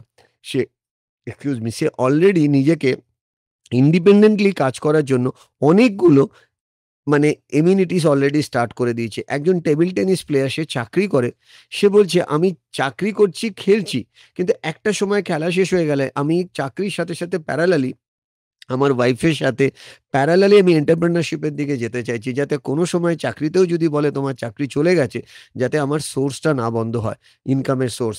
আমার মনে হয় পৃথিবীতে এখন অনেক বেশি ডায়নামিক, এখন সব কিছু নিয়েই কিন্তু কাজ করা যায়। আপনি ভাবুন, যখন ভারতবর্ষের বহু পুরনো ঘটনা, রবীন্দ্রনাথের ফ্যামিলির ঘটনা, অনেক আগেকার ঘটনা, কলকাতা থেকে গঙ্গা জল বিক্রি হতো গিয়ে রাজস্থানে, আর সেখানেও কোটি কোটি টাকা তাঁরা আর্ন করতেন। তাহলে ওই সময় বসে কলকাতার গঙ্গা জল রাজস্থানে বিক্রি হচ্ছে, এটা কিন্তু সত্যি কথা, গুগল সার্চ করেও আপনি এটা নিয়ে পড়তে পারবেন। তা ওই সময় যদি মানে তার দিমাগ যদি ওইভাবে কাজ করে, তাহলে আমরা কেন পারবো না? আমাদের ব্রেন থেকেই তো এআই বেরিয়েছে, আমরা এআইয়ের ওপর দিয়েও কিন্তু যেতে পারি। কিন্তু তার জন্য অনেক কনসিয়াস থাকতে হবে এবং অ্যাওয়ারনেস থাকতে হবে যে ওয়ার্ল্ড কোন দিকে টার্ন করছে। যেরকম একটা খুব সুন্দর এক্সাম্পল অনেকে দিচ্ছেন আজকাল, মিস্টার বিস্ট বলে একজন আছে ইউটিউবার, তার ইনকাম নাকি গুগলের যে সুন্দর পিচাই স্যার আছেন তার থেকেও নাকি বেশি। কেননা তার ঘন্টায় ইনকাম নাকি 50 কোটি থেকে 100 কোটি টাকা, আর যেখানে সুন্দর পিচাইয়ের ইনকাম ঘন্টায় হয়তো 1 কোটি টাকা। এটা আমার এক্সাম্পল নয়, এটা গুগলে, এটা নিয়ে প্রচুর রিসার্চ চলছে। তার মানে যে গুগল তৈরি করলো তার থেকে বেশি ইনকাম আরেকজন করছে। তার মানে খালি ভাবতে হবে আপনি কিছু পারেন। যেরকম একটা খুব সুন্দর এক্সাম্পল আছে, এটার উপর বেস করে আমি বলতে পারি আমার অভিজ্ঞতা থেকে। কিছু মানুষ বলেন আগে যদি আমি দেখি তাহলে বিশ্বাস করব, আর কিছু মানুষ কি বলেন, আমি বিশ্বাস করব বলেই দেখতে পাবো। সেটা ঈশ্বরের ক্ষেত্রে হতে পারে, সেটা ভবিষ্যতের যে কোনো জিনিস অ্যাচিভ করার ক্ষেত্রেও। পৃথিবীতে যতজন অলিম্পিক মেডেল পেয়েছে, সে কিন্তু বলেনি যে আগে অলিম্পিক মেডেলটা হাত দিই তারপর অলিম্পিকে যাব। সে কোনো একটা জায়গায় কোনো একটা ভিডিও বা কাউকে দেখে ইন্সপায়ার্ড হয়েছে, মনে ভিজুয়ালাইজ করেছে, একে বিলিভ করেছে। যে কারণে বলা হয় FTBA দিয়ে আপনি এআইকে জিততে পারবেন। What is FTBA? A for feelings, আপনি যা চাইছেন সেটার উপর ফিলিংস দিন। টি ফর থট মানে সেটার উপর একটু ভিজুয়ালাইজ করুন। বি ফর বিলিভ, আপনি বিশ্বাস করুন আপনার মধ্যে এমন অনেক ক্ষমতা আছে যেটা এখন আপনি খুঁজে পাননি, যেটাকে ইংলিশে বলা হয় unknown area. Tap your unknown area and finally take action, because without action আমরা কিন্তু সফল হতে পারবো না। বেশ। মৌবি মুখোপাধ্যায় খুব ভালো একটি প্রশ্ন করেছেন। আপনি সেলফ মোটিভেশনের কথা বলেছেন আজকের শুরুতেই। মৌবি লিখেছে, পারিপার্শ্বিক পরিবেশ যদি অনুকূল না থাকে, সবকিছু প্রতিকূল থাকে, তাহলে কি সেলফ মোটিভেশন আমরা হতে পারবো? নিজেকে নিজে মোটিভেট করতে পারবো? আচ্ছা, আমাদের স্টুডেন্ট, যিনি লিখেছেন নাম কি? মৌবি মুখোপাধ্যায়। মৌবির কথার উত্তর দেওয়ার জন্য আমি প্রত্যেকটা শ্রোতাকে একটা প্রশ্ন করব। আমি আশা করব শ্রোতারা আমাকে খুব সুন্দরভাবে উত্তর দেবেন। সো উত্তরটা হলো, ঘুড়ি হাওয়ার পক্ষে ওড়ে না হাওয়ার বিপক্ষে ওড়ে? উত্তর হচ্ছে হাওয়ার বিপক্ষে। যত জোরে হাওয়া উঠবে ঘুড়ি তার এগেনস্টে উড়বে। এরোপ্লেন যে টেক অফ করে হাওয়ার পক্ষে ওড়ে না হাওয়ার বিপক্ষে? হাওয়ার বিপক্ষে। তার কারণ ওই যে রেজিস্ট্যান্স, ওইটা দিয়ে প্লেন ওড়ে। আমরা যদি একটু ভালো করে দেখি, একটা তীর যদি ছুটতে হয় সামনের দিকে দিয়ে ছোড়া হয় না, পিছন দিয়ে টেনে ছুটতে হয়। তীরটাকে পিছনে টানতে হয়, তবে তীরটা আগে যায়। একজন লং জাম্প দেওয়ার জন্য জায়গা থেকে জাম্প করে না, দুপা পিছনে আসে বলে সে জাম্প করে। মানে জিনিসটাকে যদি আমি ফর্মুলাতে ফেলি, আপনার রেজিস্ট্যান্স যত থাকবে তত জীবনে আপনি উন্নতি করবেন। এটাকে যদি আপনি প্রিন্সিপাল বানাতে পারেন, যত নেগেটিভ থাক না কেন, নিজের ভেতরের পজিটিভ জিনিসটা আপনাকে ইনস্টল করতে হবে। বিকজ এটা একটা প্র্যাকটিস, বাট ওই প্র্যাকটিসটা কিন্তু নিজের ভেতরে আনতে হবে। মানে because there is a word called pain, মানে আপনি পারসেপশনের উপর কাজ করুন, দেখবেন আপনি বেরিয়ে আসবেন। পেইন মানে কি? সিম্পল করতে ব্যথা, বাট PAIN, এটার একটা ইংলিশ সুন্দর এক্সপেনশন ওয়ার্ড আছে, positive attitude in negative situation. তার মানে পেইন মানে ব্যথা, আর সেটাকে আমি ঘুরিয়ে কি বললাম? Positive attitude in negative situation. That means it's all about your perception. আমি যদি মৌবিকে জিজ্ঞেস করি 2 আর 2 কত হয়, আপনাদেরই যদি জিজ্ঞেস করি 2 আর 2 কত হয়, কি উত্তর দেবেন? 4। একদম ঠিক উত্তর। সূর্য পূর্ব দিক থেকে ওঠে, পশ্চিম দিকে অস্ত যায়, ছোটবেলা থেকে দেখে এসছি। উত্তরটা ঠিক না ভুল? অফকোর্স ঠিক। শাহজাহান তাজমহল বানিয়েছিল, আমরা সবাই জানি, ইতিহাসের বইয়ে বারবার পড়ানো হয়েছে। কতবার বানিয়েছিল আমরা জানি? একবারই বানানো হয়েছিল। 3টে উত্তরই ভুল নয়। কিন্তু এই ৩ টে উত্তরকে যদি একটু আপগ্রেডেড উত্তর দিই, তখন আমরা পুরনো উত্তরটার সাথে মিলিয়ে দেখব তো ২ আর ২ এ ২২ও তো হতে পারে। আমি তো যোগ করার কথা বলিনি। সূর্য তো ওঠে না, সূর্য ফিক্সড। সায়েন্টিফিক দিক দিয়ে আমরা যদি দেখি, পৃথিবী ঘুরছে, মানে রোটেট হচ্ছে, সূর্য কিন্তু ফিক্সড হয়ে আছে। আর শাহজাহান ফিজিক্যালি তাজমহল বানানোর আগে মেন্টালি কিন্তু তাজমহলকে ভিজুয়ালাইজ করেছিল। অতএব আপনি যেভাবে দেখছেন, দেখার দৃষ্টিভঙ্গির ওপর আপনি কাজ করুন। নেগেটিভের মধ্যেই কিন্তু পজিটিভ আছে, বিকজ ইম্পসিবল ওয়ার্ডের মধ্যে আই অ্যাম পসিবল আছে। রেজিস্ট্যান্স আসছে মানে আপনি উন্নতি করবেন, ভালো থাকবেন। খুব ভালো উত্তর পেলাম। বন্ধু আবারও আছেন। একজন লিসনার এই আছেন। মুহূর্তে বন্ধু হ্যালো। আছেন। হ্যালো। হ্যালো। হ্যাঁ, নমস্কার। হ্যাঁ, বলুন। বলুন। হ্যাঁ, আমি পূজালি থেকে শ্রীমন্ত ধারা কথা বলছি। বলুন। হ্যাঁ, আমারও প্রশ্নটা একটু মনোযোগ দিয়ে শুনলে আমি খুশি হব। হুম। স্যার খুব সুন্দর বলছেন। বলুন, প্রশ্নটা বলুন। হ্যাঁ, প্রশ্ন হচ্ছে, আমি জন্মগত ব্লাইন্ড, মানে প্রপারলি আমি, মানে আমার লেফট সাইড চোখটাই আমি দেখতে পাই না একদমই। এই সরি, রাইট সাইড চোখটায়। আর এই লেফট সাইড চোখটাই আমি অল্প দেখতে পাই। পার্সেন্টেজে বললে 25%। তা আমি রামকৃষ্ণ মিশন ব্লাইন্ড বয়েজ একাডেমিতেই পড়াশোনা করেছি, কিন্তু অল্প পড়াশোনা করেছি। প্রশ্নটা বলুন। প্রশ্নটা হচ্ছে যে, আমি কোনো কাজের জায়গায় গেলে বলছে আপনি অল্প দেখতে পান, আপনি কি কাজ করবেন? এই সারাদিন ঘোরা, এই একাকিত্ব থেকে বেরোনোর জন্য আমাকে কি করতে হবে, আপনারা যদি একটু বলেন। থাকুন। অবশ্যই আমি এক লাইনে উত্তর দেবো। প্রচুর গভর্নমেন্ট জব আছে আপনার এই ধরনের চ্যালেঞ্জেসের জন্য। আমি যে সরকারি অর্গানাইজেশনে চাকরি করতাম, সেখানে শান্তনাদি বলে এক দিদি ছিলেন। তানাকে দেখতাম, তিনি দু চোখেই দেখতে পেতেন না। তার মা তাকে দিয়ে যেতেন এবং বিকেল 5:30টার সময় চলে যেতেন। তিনি আমাকে জানতেন, মৃণালদা এসছেন, আমার পায়ের শব্দ শুনে বলে দিতেন। তো আপনার কথা শুনে আমার শান্তনাদির কথা মনে পড়লো।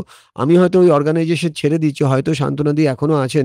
প্রচুর চাকরি আছে, কিন্তু ওই আমার কথা অনুযায়ী যদি বলি যে বোঝে সে খোঁজে, যে খোঁজে সে পায়। আপনি খোঁজা বাড়ান। বোঝা তো আপনার আছে, মানে আন্ডারস্ট্যান্ডিং আছে, খোঁজাটা বাড়ান। খোঁজাটা বাড়ালে দেখবেন পেয়ে যাবেন, আপনি পাবেনই পাবেন। দুটো খুব ভালো প্রশ্ন এসছে। পরপর তার দুটো আগে প্রশ্ন একটু করব। খুশির একটা খবর দিয়ে দিই, তারপরে আমরা আবার হ্যাঁ, প্রশ্নে যাব। সেই খুশির খবরটা না দিলে কিন্তু চলবে না। তার কারণ, যারা আপনারা আমাদের অনুষ্ঠান শুনছেন 22488085 এ আসছেন, অথবা 9903059992 তে চলে আসছেন হোয়াটসঅ্যাপ করতে। আমরা বলেছিলাম আগে 11টা পর্যন্ত আমরা থাকবো, কিন্তু না, তারও বেশি সময় আমরা থাকবো। ঠিক আপনারা আমাদের সঙ্গে থাকুন। আমরা হয়তো ফেসবুকে লাইভ থাকবো না, কিন্তু মানে আপনি আপনার রেডিও সেটে আমাদের পাবেন, প্রশ্ন করতে পারবেন এবং সেটা আপনার কাছে পৌঁছে দেবো আমরা, কারণ আমাদের সঙ্গে মৃণাল স্যার রয়েছেন। এবার সেই খুশির খবরের পরে আবারও আলোচনায় সুব্রত কুমার ঘোষ তিনি লিখছেন, পৃথিবীতে আমার নিজের বলে কেউ নেই। জীবনে কিছুতেই খুব একটা উন্নতি দেখছি না, বরং অসফল হচ্ছি। কোনো কিছু ডিসিশন নিতে গেলে আজকাল ভয় করে, বুঝতে পারছি না কি করব। কি করলে আমার উন্নতির রাস্তা আমি দেখতে পাবো? প্রশ্নের মধ্যেই অনেক সময় উত্তর লুকিয়ে থাকে। অনেক সময় আমরা অনেক দূরেরটা দেখি বলে কাছেরটা দেখতে পাই না। এটা হচ্ছে আমার কিউ আর কি। মানে পাঞ্চ লাইন দিলাম। এবার আমি এটার আমার ইনস্ট্যান্ট আমার ব্রেন যেটা আমাকে সিগন্যাল দিচ্ছে সেটা বলি। প্রথম কথা, সুব্রত বাবুকে আমার প্রশ্ন, আমি আপনাদেরকেও মনে মনে বলবো উত্তরটা দেওয়ার জন্য, বাকিরাও উত্তর দেবেন। সুব্রত বাবু, আপনি যদি ৩ জনের নাম লেখেন ছোটবেলা থেকে আজ অব্দি সবথেকে বেশি ভালোবাসেন, কাদের নাম লিখবেন? মনে মনে লিখুন বা এখানে লিখে দিন। কার কার নাম লিখবেন যাকে আপনি সবথেকে বেশি ভালোবাসেন? বাকিরাও উত্তর দিতে পারেন। সেকেন্ড কোশ্চেন, সবথেকে বেশি রেসপেক্ট করেন এরকম ৩ জনের নাম আপনি লিখতে পারেন এখানে। মোস্ট অফ দ্য টাইম এটা একটা রিসার্চে দেখা গেছে, আমরা বাবা, মা, টিচার, গুরু, ভগবান, আল্লাহ, জিজাস, ভাইগুরু, যে যে ধর্মে বিশ্বাসী, এরকম প্রচুর নাম লিখি। সবথেকে ইন্টারেস্টিং নামটা লিখতে ভুলে যাই, সেটা হলো নিজের নাম। আপনাকে কে বলেছে আপনার কেউ নেই? আপনি নিজেকেই চিনতে পেরেছেন? আপনার নিজের চেনাটা কি শুরু হয়েছে? আমি যদি আপনাকে প্রশ্ন করি, সুব্রত বাবু, আপনি কি জানেন আপনি কি জানেন না? যেটা আমার গুরু আমাকে করেছিল যখন আমার 29 বছর বয়স। আমি প্রশ্নটা শুনে, সেই ইডেন গার্ডেনে যখন বল হয় একদম ক্লিন বোল্ড হয়ে যায়, আমি ক্লিন বোল্ড হয়ে গেছিলাম যে এটাও কোনো প্রশ্ন হতে পারে। তা আমার উত্তর ছিল অনেক ভেবে, না আমি জানি না, আমি কি জানি না। তখন উনি বলেছিলেন, আমি জানি তুমি কি জানো না। তখন উনি আমাকে হাসতে হাসতে বলেছিলেন যে সত্যি তুমি জানতে চাইবে? আমি বললাম, হ্যাঁ আমি জানতে চাই, আমি কি জানি না। তখন উনি হাসতে হাসতে বললেন যে, তুমি যেটা জানো সেটা একটা জলের বিন্দু, আর যেটা তুমি জানো না সেটা হলো অসীম সমুদ্র। এখন এই পৃথিবীতে দু ধরনের মানুষ ছিল, আছে, থাকবে। এক ধরনের মানুষ যারা মনে করে আমি সব জেনে গেছি আর আমার জানার দরকার নেই, হুম। যারা ওই জলের বিন্দুর মধ্যেই সিন্ধু না খুঁজে ওইখানেই তার মৃত্যুবরণ করে। আর কিছু মানুষ আছে যারা যেটা জানে না সেটা খোঁজার জন্য সমুদ্রে ঝাঁপ দেয়। সো আপনি যদি আপনার চেনাটা দিয়ে শুরু করতে পারেন, আপনার নিজেকে যদি আয়নার দিকে তাকিয়ে একটু প্রশ্ন করেন, আমি যা চাই আমি তাই পাই, আমি নিজেকে বিশ্বাস করি, আমার বিশ্বাসের ক্ষমতা এত বড়, আমি চাইলে পৃথিবীকে বদলে দিতে পারি। এই কথাটা যখন আপনি ভেতর থেকে নিজেকে বলবেন না, আপনি দেখবেন নিজের সাথে কথা বলতে গিয়ে আপনি কাঁদবেন, আর আপনি দেখবেন আপনার মধ্যে আরেকটা আমি যে আপনাকে ইন্সপায়ার করছে, don't sleep just fight, don't sleep just fight. আপনি করে দেখুন 7 দিন, আপনি ম্যাজিকের মতন কিন্তু রেজাল্ট পাবেন। হুম। আজকে তো কোয়েশ্চেন আসছে না, কোয়েশ্চেন ব্যাংক আসছে। একের পর এক প্রশ্ন। আবারও এবং একজন লিসনার আছেন ফোনে। লিসনার রয়েছেন এবং আমাদের হোয়াটসঅ্যাপেও প্রচুর প্রশ্ন আছে। হোয়াটসঅ্যাপ ফ্লাডেড, ফেসবুক লাইভও কিন্তু ফ্লাডেড প্রায়। হ্যালো। কে আছেন? মৃণাল বাবুকে শুভ সন্ধ্যা। ব্যাকগ্রাউন্ডে আমাদের বাড়ির একদম লাগোয়া গণেশ পুজোর প্যান্ডেল, তাই যদি খুব বেশি আওয়াজ সাহেব বাবু বলছেন। বলুন।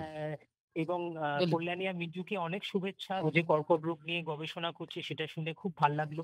এবং বিশেষ করে আজকে আমাদের চুঁচুড়া, হুগলি টাউন, চন্দননগর, ভদ্রেশ্বরের আত্মীয়রা তো আরো আনন্দ পাবে।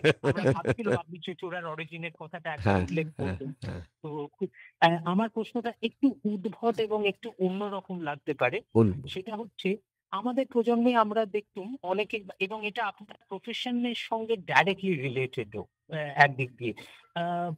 আমাদের প্রজন্মে এমন অনেক ছেলে মেয়ে ছিল আমাদের বন্ধু বান্ধবদের মধ্যে, যারা সারাদিন ডেল কার্নেগির বই পড়তো বা শিব খেরার বই পড়তো। এইগুলো পড়ে নিজেদের মোটিভেট, মানে কিন্তু এই বইগুলোর একটা প্ল্যাসেবো এফেক্ট এদের উপর হতো। মানে সেইগুলো থেকে শিখে তারা কিন্তু আর কোনো কাজ করতো না, মানে সেটাকে ইনভাইট করতো না। এবং আমাদের এই ভাইপো ভাইজিদের প্রজন্মেও দেখছি অনেকেই, মানে আমি ওদের এই কিছুদিন আগে আপনার যে বোঝে সে খোঁজের লঞ্চ হলো। হ্যাঁ, বই। আমার এবং এদের আমি এই বইগুলো রেগুলার গিফট করে দিই।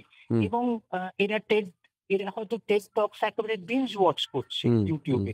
বা আমরা যাদের টেলিভ্যাঞ্জেলিস্ট মোটিভেশনাল স্পিকার বলি, সেই গৌর গোপাল দাস থেকে শুরু করে আরো অনেক রকম আছে, এরা ওইগুলোকে বিঞ্জ ওয়াচ করছে দেখছি। কিন্তু অ্যাকচুয়াল খাতায় কলমে সেটাকে ইনভাইট করে কাজ করছে না। মানে জিনিসটা সারাদিন ধরে শুনছে, সাহেববাবু প্রশ্নটা একটা অদ্ভুত প্যাসিভিটি এসে যাচ্ছে। আমি এইটাই আমার প্রশ্ন, যে আমি মোটিভেশনাল টকের সংখ্যা যেহেতু এখন অনেক বেশি, অপশনস অনেক বেশি, সেইটা শুনতে শুনতে একটা এই যে প্যাসিভিটি এসে যাচ্ছে, এদেরকে গাত্রোত্থান করিয়ে অ্যাকচুয়ালি কাজ করানোটা কি? বলছি। Thank you. Thank you. এটাকে যদি একটু ঘুরিয়ে দেখি এভাবে, যে আমার প্রশ্নের এগেনস্টে অনেক সময় প্রশ্ন করতে হয়, না হলে বোঝা যায় না যে আমি প্রশ্নটা কোন লেভেল থেকে করছি। টাকা রোজগার করা যথেষ্ট কঠিন, খরচা করা খুব ইজি। নলেজ আজকের ডেটে কালেক্ট করা খুব ইজি, কিন্তু নলেজকে right time, right situation, right ডাইরেকশনে ইমপ্লিমেন্ট করা ততটাই কঠিন। সহজ জিনিস সহজভাবেই আমরা পাই, সহজকে কঠিন করতে আমরা অভ্যস্ত নই। কিন্তু যারা এই বই শুনছে, বই দেখছে, তারা সবাই কিন্তু মোস্ট অফ দ্য টাইম, যেটা আপনি বলছেন, তারা ইনস্ট্যান্ট এফেক্ট চাইছে। ইনস্ট্যান্ট এফেক্ট, নায়ক নায়িকা কোনো একটা নাচ নাচলো, সঙ্গে সঙ্গে সেই নাচটা কপি হয়ে গেল, কপি হয়ে হয়তো দেখা যাচ্ছে রিলে বেরিয়ে যাচ্ছে, ইউটিউবে বেরিয়ে যাচ্ছে, লক্ষ লক্ষ লোক দেখছে। কিন্তু কোনো একটা জিনিস যদি ইমবাইব করতে হয়, তাহলে প্রথমেই আমার বিশ্বাস, আমার ফর্মুলার মতন করে বলি, it should be learn, unlearn, relearn, as well as learn, do, teach. কিছুটা থিওরি, কিছুটা প্র্যাকটিক্যাল এক্সপিরিয়েন্স। মানে লার্ন, ডু, টিচ মানে learn for yourself, do it for yourself, then only go for teaching. যে কারণে অনেক সময় দেখা যায় বাচ্চাদের কিছু বলতে গেলে, with all due respect to today's generation, যাদের বয়স 20, 22, 26, সব জানে, আপনি 1 লাইন বলুন, আপনাকে 10 লাইন পড়িয়ে দেবে, কিন্তু নিজের জীবনে সে অ্যাপ্লাই করছে না। বন্ধুর প্রেম ভেঙে গেছে, সে বন্ধুকে ঠিক করতে তার বাড়িতে চলে যাচ্ছে, কিন্তু নিজের মনকে স্থির করার যে এবিলিটি, সেটা কিন্তু নিজের বেলায় অ্যাপ্লাই করছে না। তার মানে খালি লার্ন টিচ করলে হবে না, ডুটা missing, as well as learn unlearn relearn. মানে লার্ন আমি তো করলাম, কিন্তু আমার মধ্যে এমন কি খারাপ জিনিস আছে যেটা আনলার্ন না করলে ওই লার্নের ভ্যালু থাকবে না। মানে অন্ধকারের মধ্যে আলোকে যেভাবে দেখা যায়, আলোর মধ্যে কিন্তু আলোকে দেখা যায় না। মানে ঘর ভর্তি আলো, সূর্যের আলোতে ঝলমল করছে, সেখানে টর্চ জ্বালালে আপনি দেখতে পাবেন না, কিন্তু অন্ধকার ঘরে সেই আলোটা জ্বালালে আপনি দেখতে পাবেন। মানে জ্ঞানপাপী আজকের বাচ্চারা নয়, আমরাও জ্ঞানপাপী ছিলাম, কিন্তু জ্ঞানপাপী থেকে ইমপ্লিমেন্টেশনটা দরকার, এবং বেশ। সেটা আমরা পারি চাইলে। অনিরুদ্ধ ভট্টাচার্য একটা প্রশ্ন করেছেন, যে প্রশ্নটা খুব সেন্সিবল প্রশ্ন। একজন অসুস্থ মানুষ যার আয়ু ধরে নেওয়া যাক আর ১ বছর, তিনি বিষয়টা জানেন। এখন তার কাছাকাছি যারা থাকেন অন্য মানুষরা, তারা সেই অসুস্থ মানুষটির সঙ্গে কেমন আচরণ করবেন? এটা আমার বাড়িতে রিসেন্টলি আমি ফেস করেছি। আমার নিজের জ্যাঠতো দাদা শান্তনু উইদিন 6 মান্থের মধ্যে ক্যান্সারে পৃথিবী ছেড়ে চলে যায়, এবং সেম জিনিসটা আমি চোখের সামনে দিয়ে হতে দেখেছি। আবার ঠিক এইরকমই ঘটনা আমার কাছে এসছে। এরকম একজন ক্লায়েন্ট, আমি বলবো, আমি পেশেন্ট বলতে অভ্যস্ত নই, বিকজ আমরা সবাই পেশেন্ট কোনো না কোনোভাবে। তো সেক্ষেত্রে তার ক্ষেত্রে ডাক্তার বলে দিয়েছিল 4 স্টেজ ক্যান্সার, কিন্তু তারপরেও 3 বছর সে দারুণ আছেন। এটাকে যদি দুটো ভাবে দেখা যায়, হয়তো আপনারা অনেকেই বলবেন, আপনি নিজে কোনোদিনও ফেস করলে বুঝবেন, হয়তো বলবেন, কিন্তু আমি ফেস করে বলছি। খুব ইম্পর্টেন্ট পয়েন্ট, সেটাকে বলা হয়, ইংলিশের ওয়ার্ডে যদি বলি, মাইন্ডফুলনেস। এই মাইন্ডফুলের অনেক রকম স্পেলিং হয়। MINDFLL, তার যা মানে, MINDFULL তার যা মানে, আর MINDFUL তার কিন্তু এক মানে না। উচ্চারণ মোরাললেস প্রায় সেম, কানে শুনলে একই রকম লাগবে। এবার এই মাইন্ডফুল লাস্ট যেটা হলো মাইন্ড, MINDFUL, তার মানে প্রেজেন্ট মোমেন্টে থাকা। যদি জিনিসটাকে এভাবে দেখি, লাস্ট 10 দিনে ধরে নিই আমি আমার বাবার সাথে কতক্ষণ সময় কাটিয়েছি, লাস্ট 1 মাসে এক্স্যাক্টলি কোয়ালিটি টাইম আমি বাবার সাথে কতক্ষণ কাটিয়েছি, লাস্ট 1 বছরে আমরা সবাই যদি ক্যালকুলেট করি, আমরা কিন্তু অবাক হয়ে যাব। বাবা বাড়িতে আছে, কিন্তু বাবার সাথে কিন্তু অ্যাকচুয়াল সময় আমরা খুব একটা কাটাই না। মনে মনে ভাবছি বাবা বেঁচে আছে, বাবা আছে। বাবা যেদিন অসুস্থ হবে 2 মিনিটের জায়গায় 10 মিনিট পাশে বসবো। সত্যি কি আপনার মোবাইলে যতগুলো কনট্যাক্টস আছে সবগুলোকে আপনি কানেকশনে কনভার্ট করেন? সবাইকে রোজ ফোন করেন? করেন না। তার মানে কনট্যাক্টস আর কানেক্ট। আমার মনে হয় এখানে কানেকশনটার উপর কাজ করতে হবে। যে মোমেন্টে আমি মায়ের কাছে আছি, মায়ের কাছেই থাকবো, হাতে মোবাইল থাকবে না। যে মোমেন্টে আমি বাবার কাছে আছি, বাবাকেই থাকবো। বাবাকে দরকার হলে আমি হাসাবো। বাবার সেই মানে গুড মোমেন্টস গুলোকে নিয়ে বারবার রিপিট করব। আমি একজনের বাড়িতে গেছিলাম, একদম সেম কেস। ডাক্তার বলে দিয়েছে, sorry for the language, lost case, এটাতে আমি কিছু করতে পারবো না, আপনারা বাড়ি নিয়ে যান। ভদ্রলোক খুব বড়লোক, কিন্তু আমাকে রিকোয়েস্ট করলেন, আমার সাথে ওয়ার্কআউট করেন জিমে, যে মৃণাল বাবু আমি চাই, বাঙালি নন বেঙ্গলি, তিনি আমাকে বললেন, আই নিড ইয়োর হেল্প, আপনি আমার বাড়িতে একবারের জন্য আসুন, আমার বাবাকে, আপনি পারবেন, আমার বিশ্বাস আছে।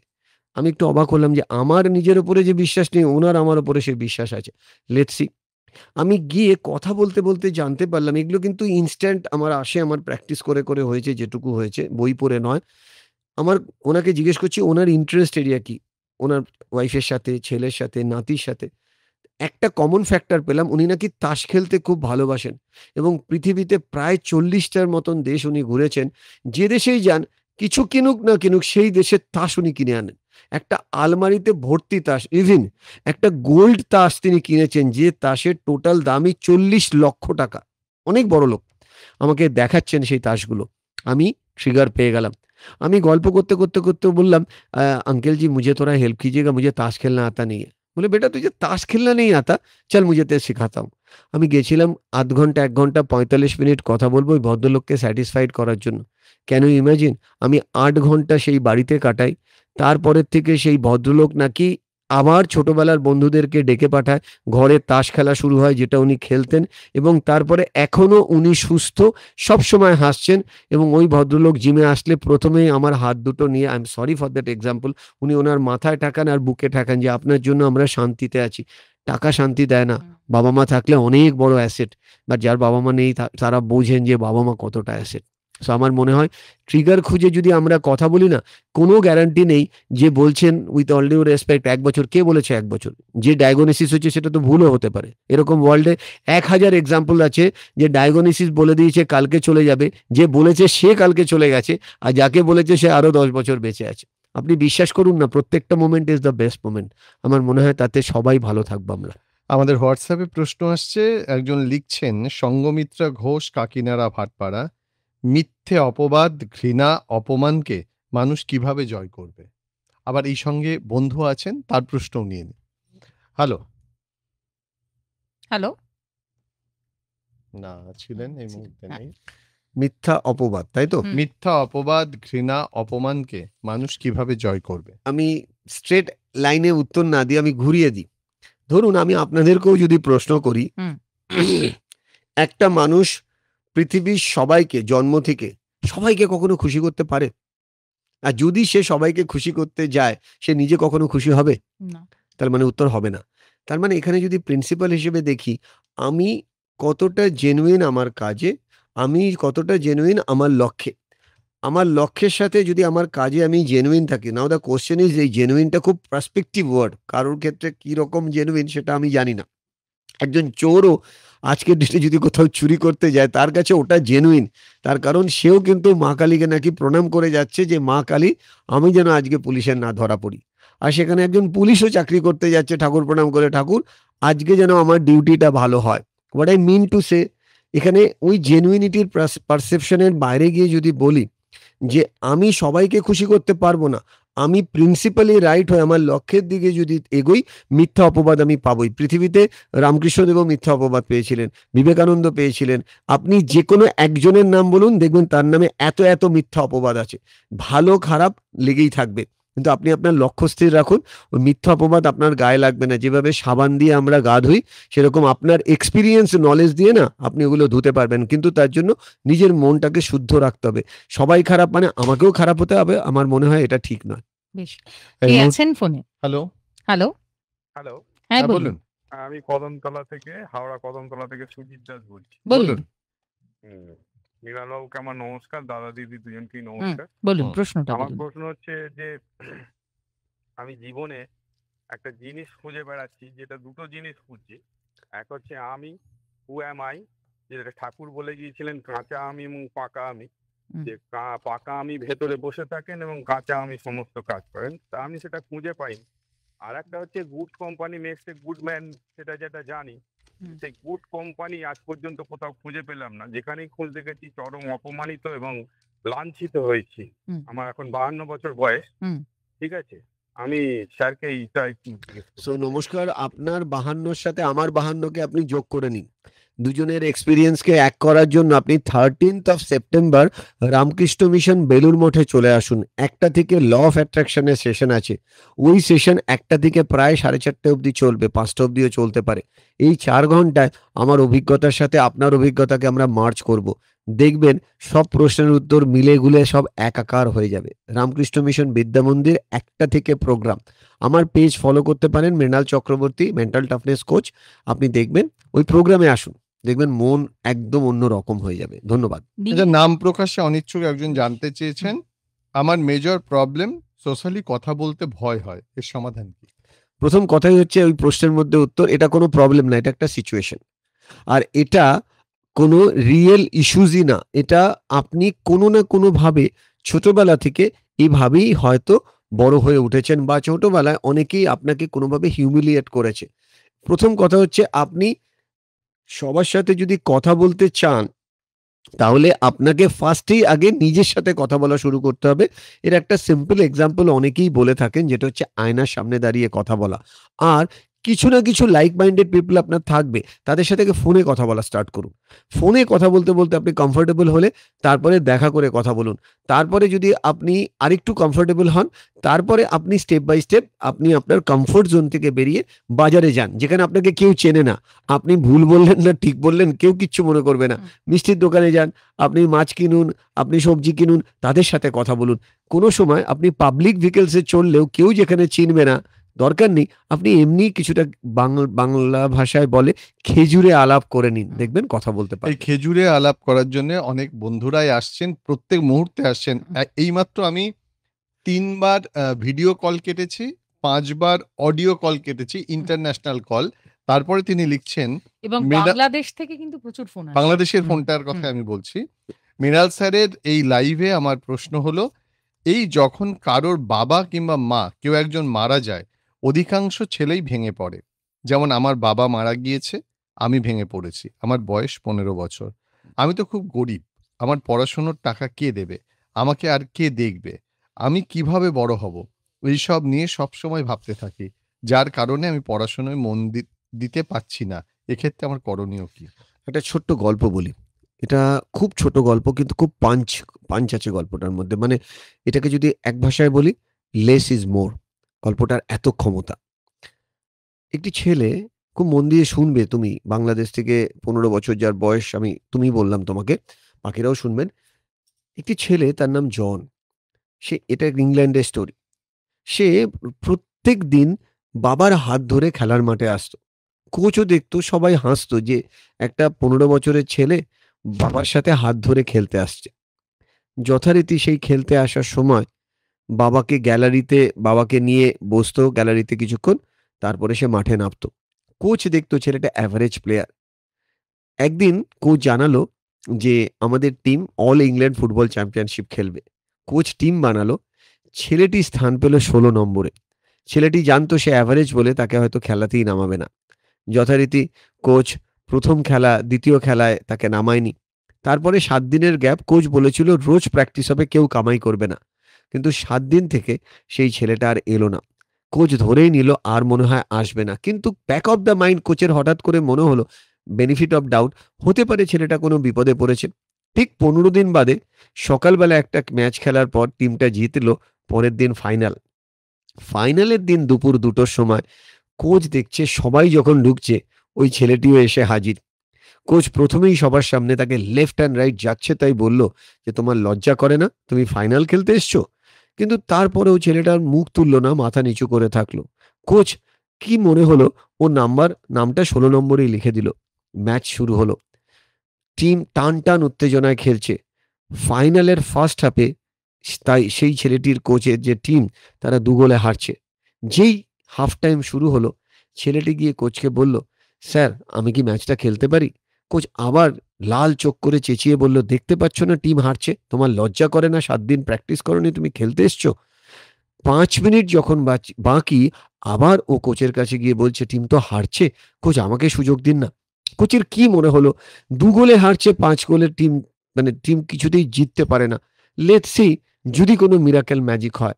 ছেলেটিকে নামানো হলো, জনকে, এবং সত্যিই সেদিন সেই মিরাকেল হলো। যে জন বিলো অ্যাভারেজ প্লেয়ার, সে 2টো প্লেয়ারকে কাটিয়ে গোল দিল, শুধু নয় হ্যাট্রিক করলো পরপর। টিম চ্যাম্পিয়ন হলো, ম্যান অফ দ্য ম্যাচ হলো জন। কোচ দেখছে সবাই ওকে নিয়ে লাফাচ্ছে, কোচও অবাক, যে ছেলে বিলো অর্ডিনারি সে কি করে ম্যাজিক্যালি পিক পারফরমেন্স করলো। কোচ প্লেয়ারটির কাছে গিয়ে জড়িয়ে ধরে বলল, I am proud of you John. Coach অবাক হয়ে দেখছে জন কাঁদছে। জনের দিকে তাকিয়ে বলল, why you are crying? John হাসতে হাসতে বলল না, কাঁদতে কাঁদতেই বলল, স্যার আপনি জানেন না, আমার বাবা আজকে খেলা দেখতে এসছে। কোচ অবাক হয়ে সেই গ্যালারির সেই কর্নারটার দিকে তাকালো যেখানে ওর বাবা বসে। দেখলো ওর বাবা নেই, ওই গ্যালারির ওই জায়গাটা খালি। তখন কোচ ওদিকে দেখিয়ে বলল, হোয়ার ইজ ইউর ফাদার? ও কাঁদতে কাঁদতে বলল, স্যার আপনারা হয়তো জানেন না, আমার বাবা অন্ধ ছিল। আমি বাবাকে নিয়ে আসতাম, বাবা আমাকে নিয়ে আসতো না। আপনারা আমাকে নিয়ে হাসতেন আমি জানি, কিন্তু আমার বাবা যে দেখতে পেত না এটা কেউ জানতো না। আমি বাবাকে ওখানে বসাতাম, বাবা মনে মনে জানতো আমি খেলাধুলা করি। আমার বাবা এই 7 দিনে ক্যান্সার হয়েছিল, লাস্ট স্টেজে ধরা পড়ে। বাবার আর আমাদের আর্থিক অবস্থা এতটাই খারাপ, আমি হসপিটালে নার্সের ডিউটি করেছি। আজকে রাত্রিবেলা, মানে গতকাল রাতে বাবা পৃথিবী ছেড়ে চলে গেছে। আমি কবরে রেখে এসে আমি আজকে খেলতে এসেছি। আমি জানি আমার বাবা ওপর থেকে দেখছে। So the story, the inner meaning is, it is not important physically আপনার বাবা আপনার সাথে আছে নাকি, ইট ইজ মোর ইম্পর্টেন্ট বাবা কিন্তু ওপর থেকে আপনাকে দেখছে। আপনার বিশ্বাস এভাবে থাকা উচিত, বাবা চলে যায়নি, বাবা আমার শক্তি বাড়ানোর জন্য, আমাকে তৈরি করার জন্য বাবা এই সিচুয়েশন দিয়েছে। একটা পাথর যখন হাতুড়ি লাগে না, পাথরটার কষ্ট হয়, কিন্তু পাথরটা যেদিন কঙ্কর বান গায়ে শঙ্কর বলে, পাথরটা যেদিন ভগবানের মূর্তি হয়ে যায় তখন তাকে পুজো করে। আপনি এভাবে জিনিসটাকে নিন না। ঈশ্বর, আল্লাহ, জিসাস আপনার পরীক্ষা নিয়ে আপনাকে ভ্যালু ক্রিয়েট করাচ্ছে। আর আপনার বাবার যতটুকু এই পৃথিবীতে থাকা দরকার, ঈশ্বর বা আল্লাহ, জিসাস সেটাই করেছে। আপনি সেই বিশ্বাসটা রাখুন, আপনার ভালো হবেই হবে। অনন্যা অধিকারী জিজ্ঞেস করেছেন কল করব কোন নাম্বারে। বলে দিই যারা এই মুহূর্তে রেডিও সেটটা অন করেছেন, আমরা কিন্তু রয়েছি সঙ্গে স্পেশালিস্ট অনুষ্ঠান নিয়ে। সঙ্গে রয়েছেন মেন্টাল টাফনেস এর যিনি একেবারেই পথপ্রদর্শক মৃণাল চক্রবর্তী, এবং আপনি প্রশ্ন করতে পারেন, আমাদের হোয়াটসঅ্যাপ করতে পারেন 9903059992 এই নাম্বারে, এবং ফোন করতে পারেন 22488085 এই নাম্বারে। এই মুহূর্তে আমাদের সঙ্গে বন্ধু আছেন, সরাসরি যাব বন্ধুর কাছে। হ্যালো, নমস্কার, বলুন। নমস্কার, আমি অরুণ বন্দ্যোপাধ্যায় গড়িয়া থেকে বলছি। বলুন। অনুষ্ঠানটা শুনে দারুণ লাগছে। হুম। অনুষ্ঠানটা খুব জমে গেছে। হুম। মৃণাল বাবু অনুষ্ঠানটা একদম জমিয়ে দিয়েছে। যাই হোক, আর যেটা বলি, হুম। রবীন্দ্রনাথের দুটি লাইন দিয়ে শুরু করে একটু বলি যে যাহা পাই তাহা যাহা চাই তাহা ভুল করে চাই, যাহা পাই তাহা চাই না। এই যে মানসিক বিভ্রান্তি, এইটা হচ্ছে কি চিরন্তন। মন নিয়ে এখানে প্রচুর আলোচনা, সুন্দর সুন্দর আলোচনা শুনলাম। মৃণাল বাবুকে আমার একটা প্রশ্ন, যে স্যার, এই যে শরীর এবং মন, শরীর খারাপ হলে মানুষ ডাক্তারের কাছে যাচ্ছে, কিন্তু মনের যে স্ট্রেস, মনের যে উদ্বেগ, তার জন্য যে ব্যাধি, তার জন্য মানুষ কিন্তু মানসিক ডাক্তারের কাছে বেশি যেতে চায় না, একটু ভয় পায়। রাইট, একটা স্টিগমা, রাইট, স্টিগমা ক্রিয়া করে রাইট। যে কি আমি পাগল হয়ে গেলাম নাকি, পাগলের ডাক্তার কাছে যাব। এইটা কাটানোর কি উপায়, বেশ, মৃণাল বাবু একটু বলুন। বেশ, শুনতে থাকুন। এটার সত্যি খুব ভালো, মানে ভালোভাবে যদি আমি আমার অভিজ্ঞতা বলি, একটা অভিজ্ঞতা হলো সেটা হলো আমরা অনেক সময় যেটা আমাদের কাছে থাকে সেটার দিকে না তাকিয়ে অন্যের কাছে কি আছে যেটা আমার কাছে নেই, এটা নিয়েই সারাদিন কাটিয়ে দিই। যে কারণে আমি আমার বিভিন্ন পডকাস্ট বা বিভিন্ন ক্লাসে বা বিভিন্ন সেশনে আমি এটাই বলি যে আগে নিজের দিকে তাকানোটা খুব দরকার, যেটাকে ইংলিশে আমরা বলি অনেক সময় সাইট, তারপরে বলি ইনসাইট। আমরা ইন্টারপার্সোনাল স্কিনে সবাই ব্যস্ত, আরো কি করে ভালো লাগবে দেখতে, আরো কি করে লোককে কনভিন্স করব, আরো ফিজিক্যালি লোককে কিভাবে অ্যাট্রাক্ট করব, sorry for the language and my body language, but মনের দিকে তাকানোর আমাদের টাইম নেই। মানে ইন্ট্রাপার্সোনাল স্কিলে 1 মিনিটও নেই। তো এটা প্রত্যেকটা মানুষেরই উচিত। খুব ইম্পর্টেন্ট পয়েন্ট আপনি যেটা বললেন, মেন্টাল হেলথ।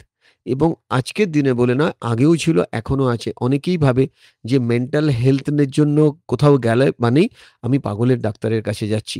প্রশ্নটা হলো, আমরা যদি রোজ দাঁত মাজি, এক্সকিউজ মি, আমরা যদি প্রত্যেক দিন রোজ দাঁত মাজি, রোজ স্নান করি, কারণ কি? ফিজিক্যালি ক্লিন করছি। আমরা মোবাইল ইউজ করছি সবাই প্রায়, রাইট? এই মোবাইলও আমরা কিন্তু রেগুলার চার্জ করি, অ্যাজ ওয়েল অ্যাজ সিম কার্ড রেগুলার রিচার্জ করি। তাহলে সিম কার্ড না রিচার্জ করে বলতেই পারতাম তোমার মোবাইল দামি মোবাইল, পৃথিবীর সব থেকে দামি মোবাইল, আমি কেন সিম কার্ড রিচার্জ করব? আমি তো বলতেই পারি আমার সিম কার্ডে আমি 10 বছরের টাকা একসাথে ঢুকিয়েছি, আমার মোবাইলটা দামি না হলেও হবে, ভাঙাচোরা মোবাইলের মধ্যে ঢুকিয়ে রাখলে হবে। কই, তার বেলায় তো বলছি না। তার মানে আমরা যদি এইটুকুকে মানি, মোবাইল চার্জ করার সাথে মোবাইলের সাথে সিম কার্ডটাকে রিচার্জ করতে হবে, সেম ওয়েতে বডিকে চার্জ করার সাথে, বডি চার্জ কিভাবে হয়? রেস্ট অ্যান্ড রিকভারি থেকে, এক্সারসাইজ করলে। মাইন্ডকেও চার্জ অ্যান্ড রিচার্জ করা উচিত, তার রেসপন্সিবিলিটি কিন্তু নিজেকে নিতে হবে। এবার এই বোধটা যদি শুরু থেকে চলে আসে, মানে 10, 12, 15, 18তে, তাহলে কিন্তু সবাই গ্রো করবে। আপনাকে স্যার বলবো, মানে যিনি প্রশ্নটা করেছিলেন, আমার কাছে আজকের দিনে অনেক বাচ্চা, 20-22 বছরের বাচ্চা নিজে থেকে আসে, জানেন, এসে বলছে বাবা মা এগুলো বিশ্বাস করে না, আমি জানি আপনি পারবেন আমার মনের জোর বাড়িয়ে আমার লক্ষ্যে পৌঁছে দিতে, আপনি গাইড করুন তো। আমার মা বলে এসব গিয়ে কিচ্ছু হবে না, যার ভাগ্যে লেখা আছে তার ভাগ্যে হবে। সেই ঠকঠকালে হবে কি কি একটা কথা আছে না, মানে সে ওই কথাটা বলে, কিন্তু তার বক্তব্য যে এটা কোনোভাবেই সম্ভব নয়, সম্ভব যদি বিশ্বাস করি। তার মানে সামান্য আর অসামান্য এই জায়গাটার উপর আমার মনে হয় কাজ করা উচিত। মানে অর্ডিনারির সাথে এক্সট্রা ওয়ার্ডটা দিলেই কিন্তু এক্সট্রা অর্ডিনারি হয়। ওই এক্সট্রাটা ইনস্টল বাইরে থেকে করতে গেলে নিজের ইচ্ছাটা থাকা দরকার। আমাদের